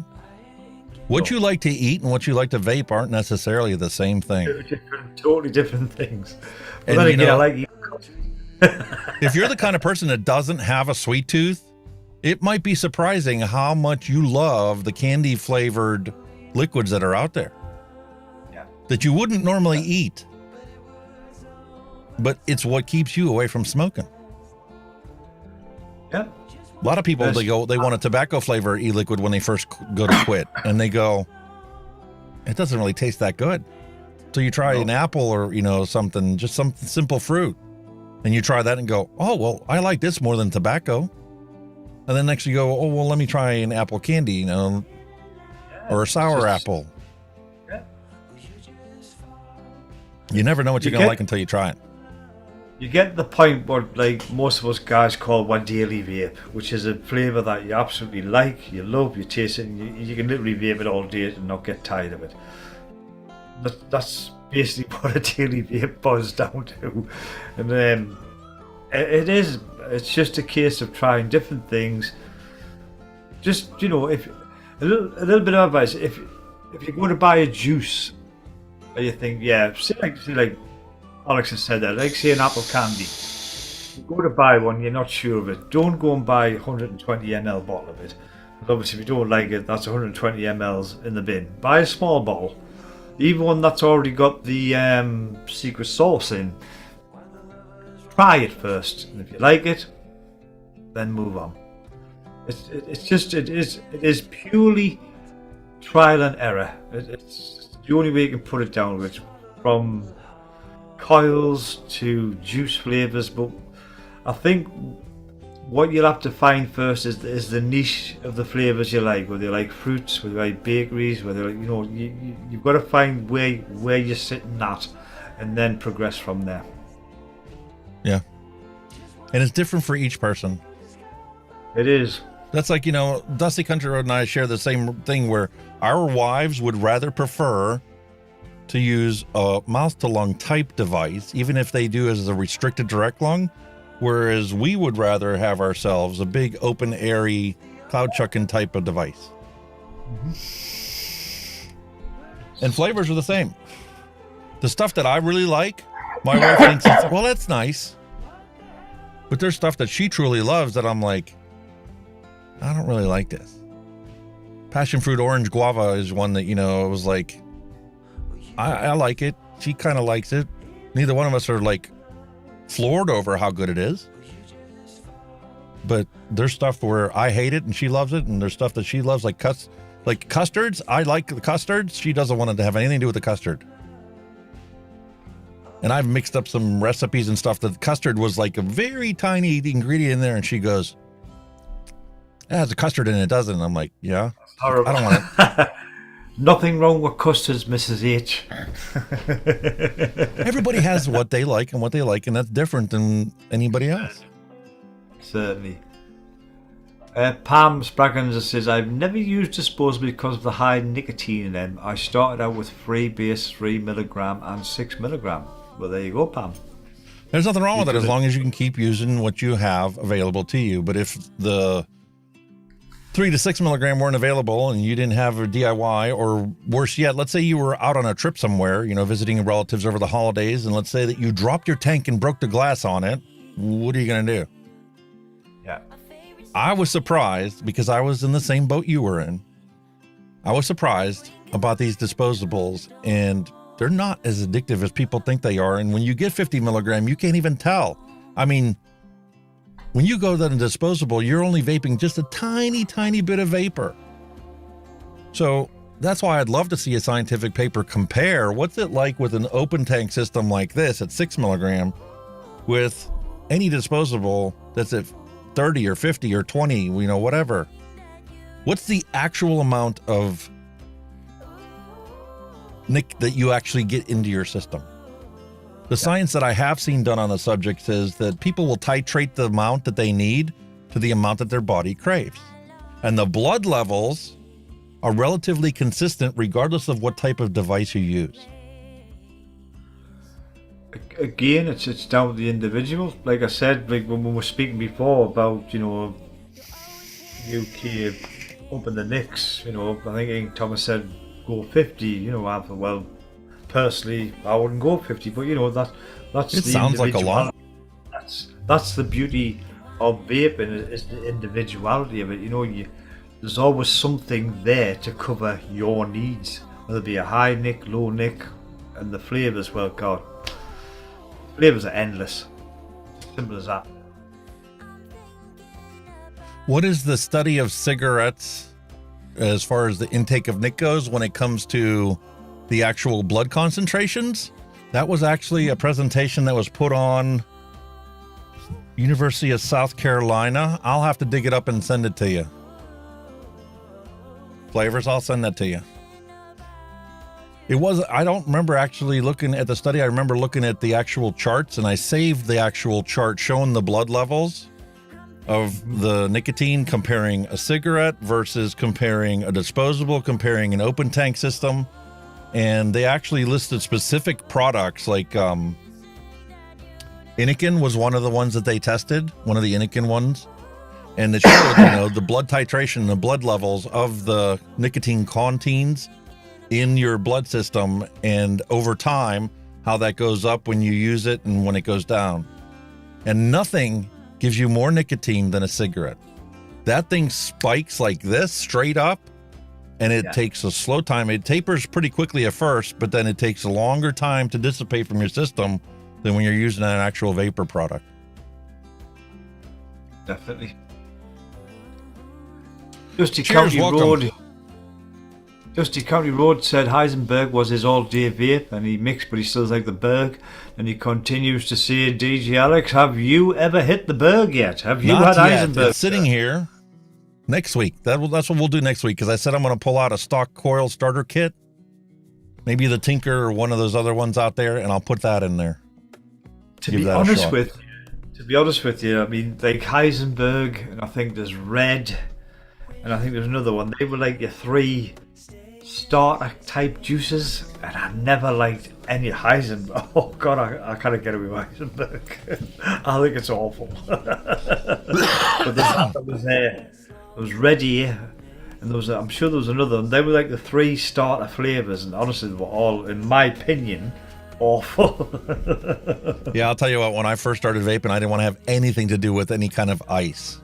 It wasn't until I had a disposable that I was asked to review, and I tried it, and it was an iced, but it didn't taste like what I thought an ice would taste like. It just had a little bit of cooling sensation to it. And I was surprised how good it actually tasted. The disposables have, that's why I kind of avoid them. I mean, I've had, it's like some of my friends have given us, have a try that, and sometimes the ice has been too much and it just made us cough. But I found that as I've used them a bit more, I'm getting used to it, and the ice isn't as harsh as what you would get with a manufactured vape juice. I've had vape juices where the ice was literally give you a headache. You know, it was that pretty cold, and it was way over the top. But on these, they're not too bad. And then you get somebody like Dimitri who can't get enough ice, and that's all he likes to have is iced liquids. And he's literally went in the DIY in the community. He is up the ice and up the ice and up the ice to the point now where I think he's just gotten so used to it that it just doesn't faze him like he wants it to anymore. I mean, I can. It's bearable at a very, very, very low amount, but it's the same with like mint ones. I can do them at very, very low amounts, but anything bigger than that, I just nope. It just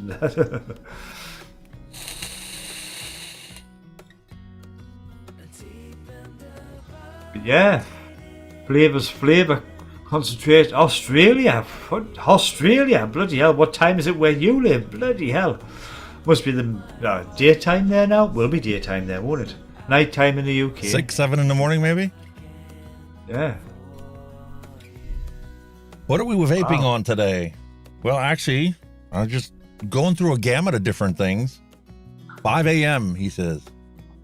5. Wow. I've got your one Why shot are in you here. listening? This gum.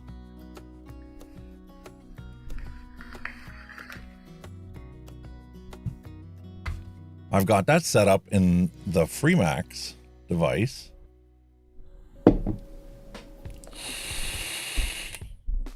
Tastes like a Wrigley spearmint gum.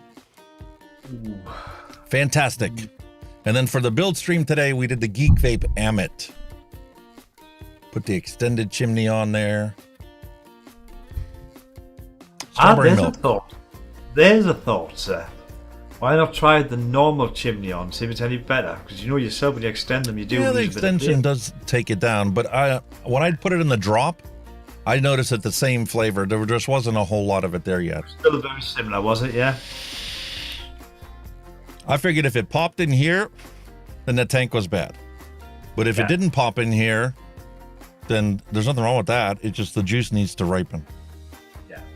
And now after this has been sitting here, and after I've, heated this coil up and whatnot, and actually got it to the point where it was actually, starting to dry hit because it was so dry, put some new juice on it. Now I can taste that strawberry, and I am starting to get that Nestle Quick type flavor.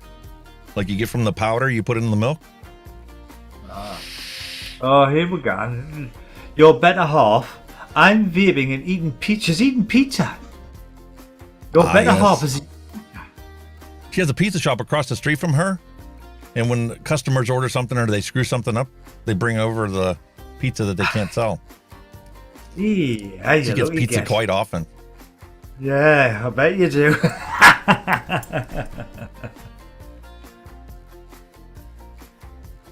I have yet to review the Hellvape V3 yet. The Dead Rabbit V3. That's on my to-do list. As soon as I finish off this OXVA Xlim, and I'm going to do a review on these liquids. Speaking of which, I think that's been sitting there long enough now. I put the blue raspberry ice in there because my wife doesn't care very much for this OXVA Xlim. She prefers that FEELM Max one that she bought for her convention trip. I personally think that this is the best pod of 2022. 2022. Two. You're wishing your life away again a year in front. Holy crap, does that taste like it came from a disposable? Really? Blue raspberry, nice, punchy. It's got that ice hit too, and that cooling sensation in your mouth. When I first did it, you really got that cooling sensation. You would probably think it's maybe a little too much, but from some of the pods and stuff that I've had, this is identical. This is definitely an e-liquid that you would find in a disposable. Wow.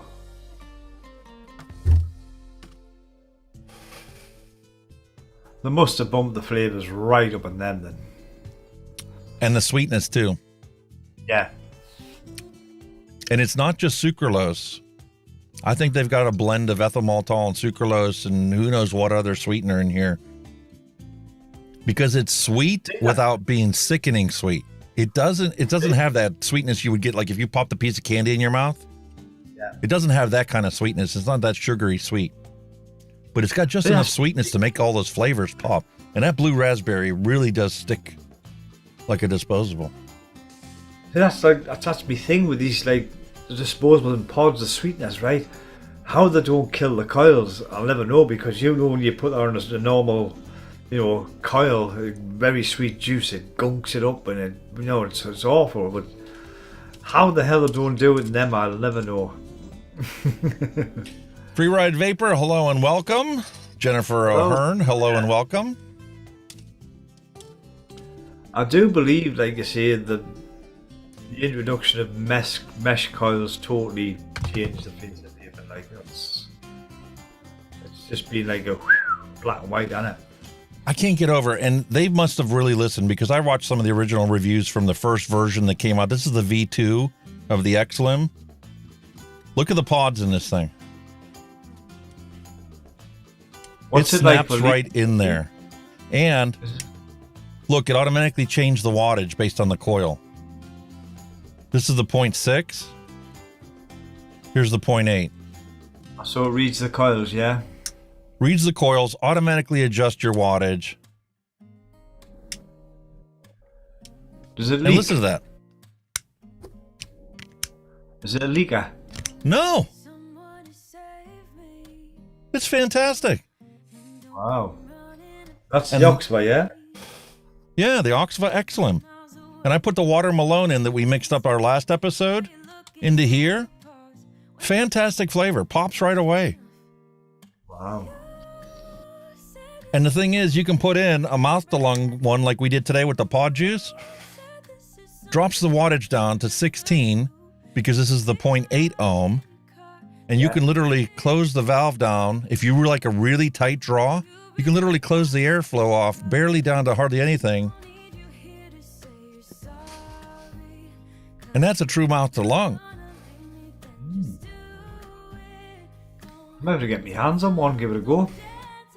Yeah, and dirt cheap as chips. Looking at prices all over the world, this is like $20. You probably pick this up your neck of the woods for 15, 16, 17 pounds. Yeah. Maybe with VAT, you're up around the 20 pound mark. Still a bargain, isn't it? Yeah, but that's a bargain. You'd pay that for a disposable product around here. You guys can probably get them a little cheaper over there. But they knocked it out of the park. Extreme flavor is right. And it gives you a display. You can use the button if you want. The auto draw works fantastic. And if this isn't tight enough for you, you can get a 1.2 ohm coil that runs 10 to 12 watts and makes even less vapor, but has a much tighter draw.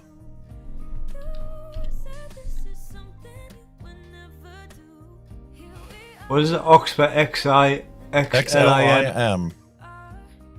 XLIM. Xlim. It is in the UK for $19.99. There you go. That's still cheap. That's a as bargain.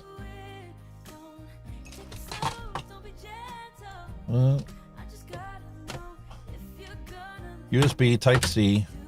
Nice click when you plug that in. You see the thing charging on the screen, and then when it goes to timeout the screen, it'll actually show you the charge indicator like that. Wow.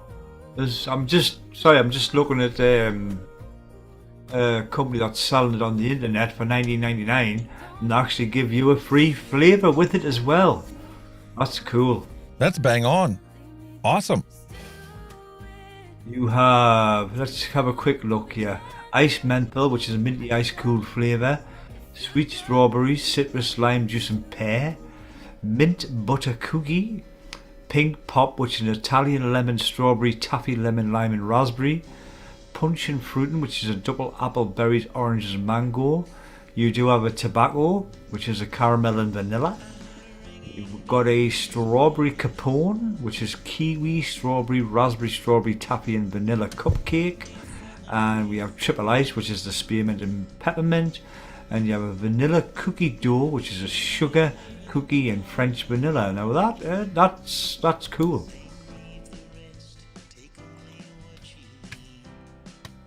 Unbelievable. I might order one of these. We'll go with that.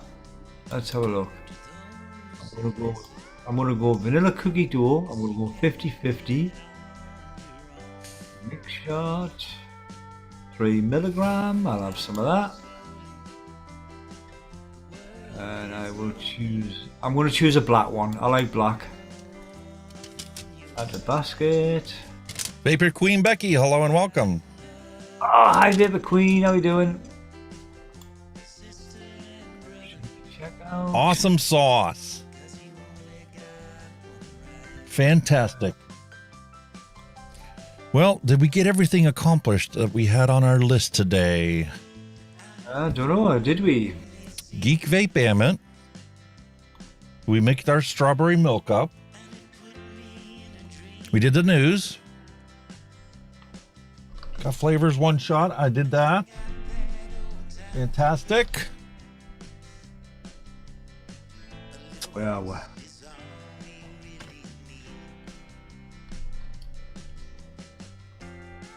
look at that. That banana marshmallow custard tart almost totally gone. oh, Next week I might have to mix up another batch of this. That was really good. like And that one, as yeah. time went on, You know, by about a week and a half into it, that banana was perfectly settled in there, and you can clearly identify the marshmallow and the custard. It was just a fantastic vape. Unbelievable. Very good recipes out there to be had. Takes very little effort to come up and mix up your own liquids and enjoy a fantastic vape and save all this wonderful money that you would have spent in the shop buying commercial liquids.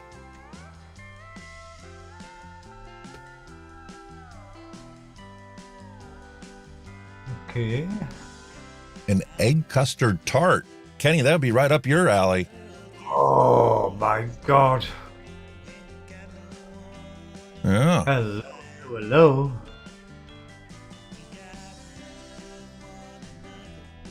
They sent you an email. They can hook you up. What do you say to that? What's that? Flavors is going to send you some one-shots for you to mix up. Ooh. Thank you very much, Flavors.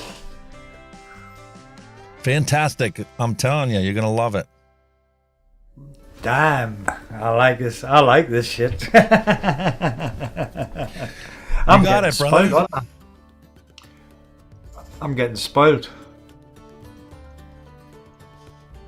And I adjusted my recipes because I mixed up some BK milk, blue raspberry milkshake. Supposed to be based kind of off of Wendy's recipe for a milky BK. And that's replicated off of Burger King's milkshake that they have. And I was on their show as a guest the one night and decided, you know what? I need to mix up something here. So I took what I could based on the recipe ingredients that I had and make up her BK milkshake. And it was weird because I was thinking blue raspberry and milkshake. And then I'm thinking to myself, you know what? That's not really that weird because you go into a 7-Eleven, you can pick up a slushie and a milkshake put together. And that's exactly what it ended up tasting like. I'm not coming on here no more. You've just been to spend some money. I have ordered the OXVA Xlim pod vape. It's ordered. I've ordered a black one. I've ordered a free flavour of vanilla cookie dough. There you go. 23 quid all in, including delivery. And here's the question for you, Kenny. Are you going to keep on vaping it, or is your wife going to steal it from you? Nope, this is getting well hidden. Oh, okay. Hopefully this time next week, I'll be chopping away on it.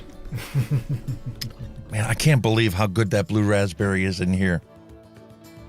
Oh. And you would never think that it's a 5% solution.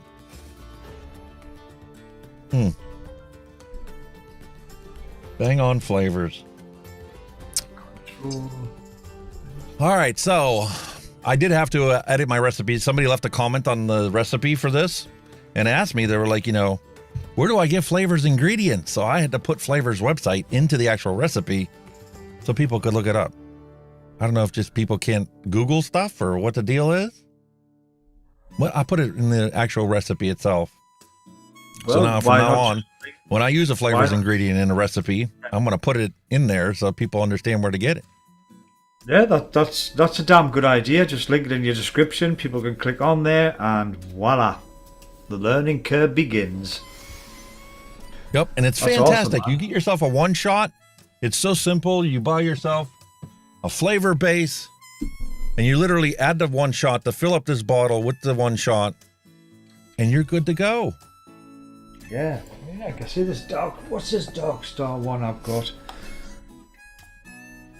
But Flavors, you got to reach out to chefs in the UK because they're having some issues trying to get some stuff in. Definitely. Ian Thomas was saying something about that earlier. Get your stuff in Like I stock in say, chefs. I was on Dark Star and they done the base mix, and this one's just a 70-30.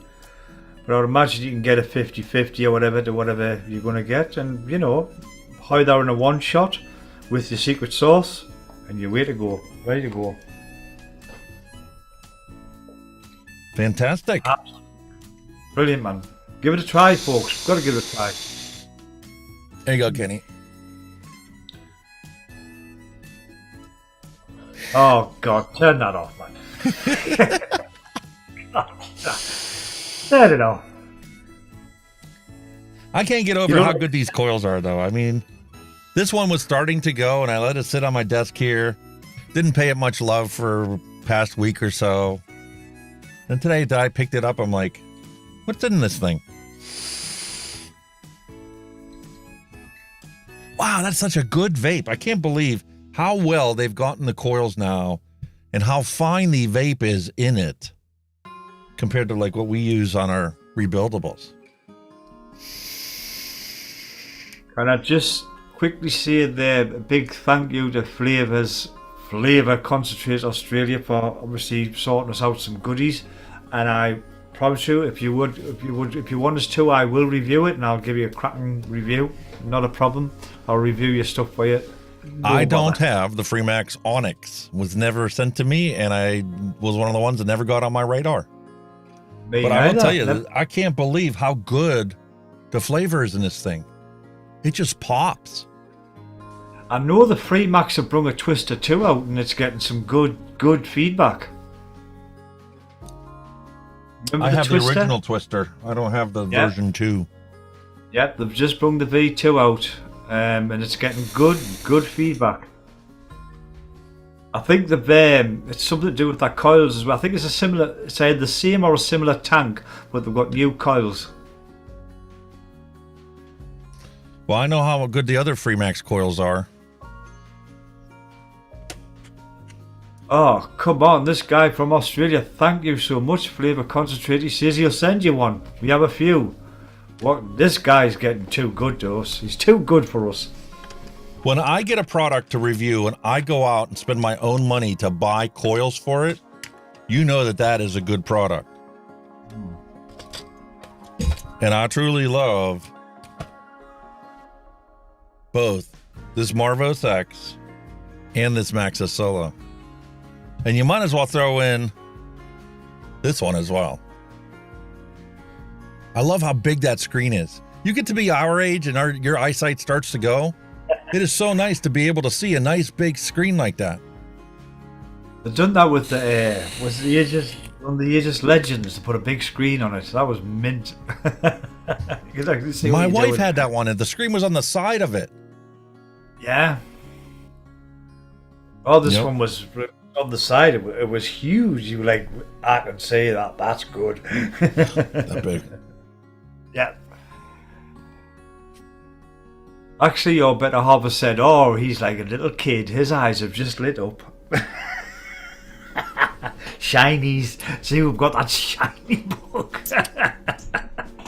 Yeah, and I've actually gotten to the point now where, like, even today before the show, when I was starting to prep to get all these coils cleaned out so I could have something to put our recipes into, you know, I put them all here off to the side, and I'm like, okay, well, unfortunately, this one's going to have to go back on the shelf back there because I don't need 12 mod sitting on my desk filled with liquid.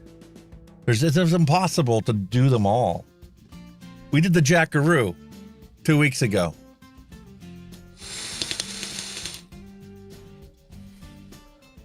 That is fantastic, and that is filled with the cannoli e-liquid. I would love to keep vaping it, but it's time to fill this tank, and I don't know where the cannoli bottle went. See, that's another thing that I've noticed. Just like when you mix your own juices, they seem to have more I was trying to say longevity. They seem to last longer because I've put juice in my wife's devices. I put juice in some of my devices, and I've vaped it. It's been great, and I've sat there, and it's sat there for a couple of days, and then when you pick it up, it's all this orange gunky colour, and like it just seems to go off straight away. And I don't know why that happens. You know what I mean? The manufactured juices. You know what I mean? They just go like you just leave them in the tank, and then you pick them up a couple of days, and they've just got this horrible. I think it's the sugar or something turned it brown or something. The sweetener that they put in the plow full of sweetener. No, it's only after a couple of days. But yet, like when I mixed me Dark Star stuff, it lasted. I could vape it, leave it there for nearly a week, come back, it's still clear as a bell. And you're like, what's going on, you know what I mean?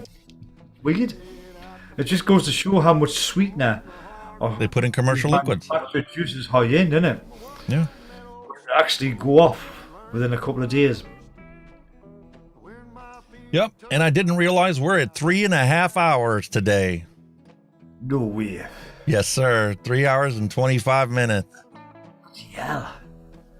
We Wow. just jibber jabbered around. We spent an hour on the news, and then we mixed up that recipe and made the, coiled up this Ammit. Dear me, really? 3 hours hasn't gone that quick, man. Jesus. White chocolate mocha. Yes, we're going to do that next week. Unfortunately, at 3.5 hours, I think it's time for us to cut it, or nobody's going to ever watch this video again. We're being gassing like fishwives, I'll need it. But I'm going to pull out the ingredients. Wow, I can't believe that time's gone over. There you go. Pull out of the ingredients. White chocolate mocha. We're going to mix that up next week. Come up with a nice recipe for that. And I'm going to have to pull out my peppermint because it's going to be time to get ready to make some Christmas liquids. I'm on a hunt now to make myself a candy cane e-liquid. Ooh. I'm going to be mixing up some of this Prince to send to Kenny. And I'm going to send him a bunch of other stuff as well. Sean Leisure, thank you for coming. He says he only watches it while he's at work. That's fantastic. I will have a podcast on this show. Once I get all these things ironed out with OBS, I'm going to get it all set up. I've already got about half a dozen people that I started to make contact with. Got them interested. Now it's just a matter of time of finding a convenient time for them and for me to actually do the show. And unfortunately, I'm probably going to have to record it instead of doing it live like I wanted to, simply because the time intervals between different people all over the world makes it very difficult to get them on the same time that I am. Yeah, it's in the UK it is 8:20 at night at the moment. While AG Alex is still in the middle of his afternoon. Yes, 3:20 in the afternoon here. Am I on the... Yes, I did put it on here. Here's your time. And here's the weather currently. Cover up my face. It's 23 degrees Celsius outside. It's going to be the last 74 degrees Fahrenheit day for this year from the looks of it. We are hitting about 60 degrees, and that's actually mild for this time of year. Yeah, that's what it was last night here. Again, there, the Flavours Concentrate Australia. He said, how was your coffee mix? P.S. We said we have a candy cane recipe in a one shot. So we will get that away today, and the gingerbread. Be interested in comparing. Fantastic. Oh, this man is spoiling. He is spoiling us, honestly. Definitely. Wow. Thank you very much. Thank very you. much appreciate that. Thank you. Brilliant. Oh my goodness, that's going to be something I'm going to cherish. Oh, this is coming from a guy at 5 in the morning as well. I hope this is not sleep talk, by the way. he's probably on his way getting ready to go to work. Go mix up some fantastic flavors. Totally appreciate you dropping by, Guy, and obviously offering us a few things. It's absolutely totally appreciated. Very much so. Thank you. Got lovely recipes here. And I like throwing those into the actual recipes that I make, just as an individual ingredient in there, just to polish it off. I have yet to find a flavor from Flavors that I do not like. Now, however, I will be honest, this toast was not up my alley. There's nothing wrong with it. It tastes like what the recipe says it is. It tastes like a marmalade jam toast. Really? Just toast didn't quite work it for me. However, last night I had a toast one, and the toast actually tasted like burnt toast. It doesn't taste like a burnt toast. It's just I didn't like the residual toast flavor in my mouth. My wife made a potato soup for dinner. Not last night before. Last night I had the leftovers of it. And let me tell you, that with a toast was perfect. Really? Yeah. I know, because like Bogan pairs his juices up with beers, doesn't he? I suppose we could pair it up with food, couldn't you?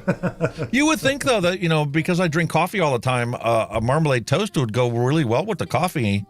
It does. It just doesn't work for me for vape. I could eat a marmalade toast with my coffee all day long, but for some reason it just didn't pair with well as a vape. Yeah, maybe you need more marmalade in the front, maybe it's the toast just in the background, perhaps. That's a possibility, yeah, if I could adjust the recipe that way. Yeah.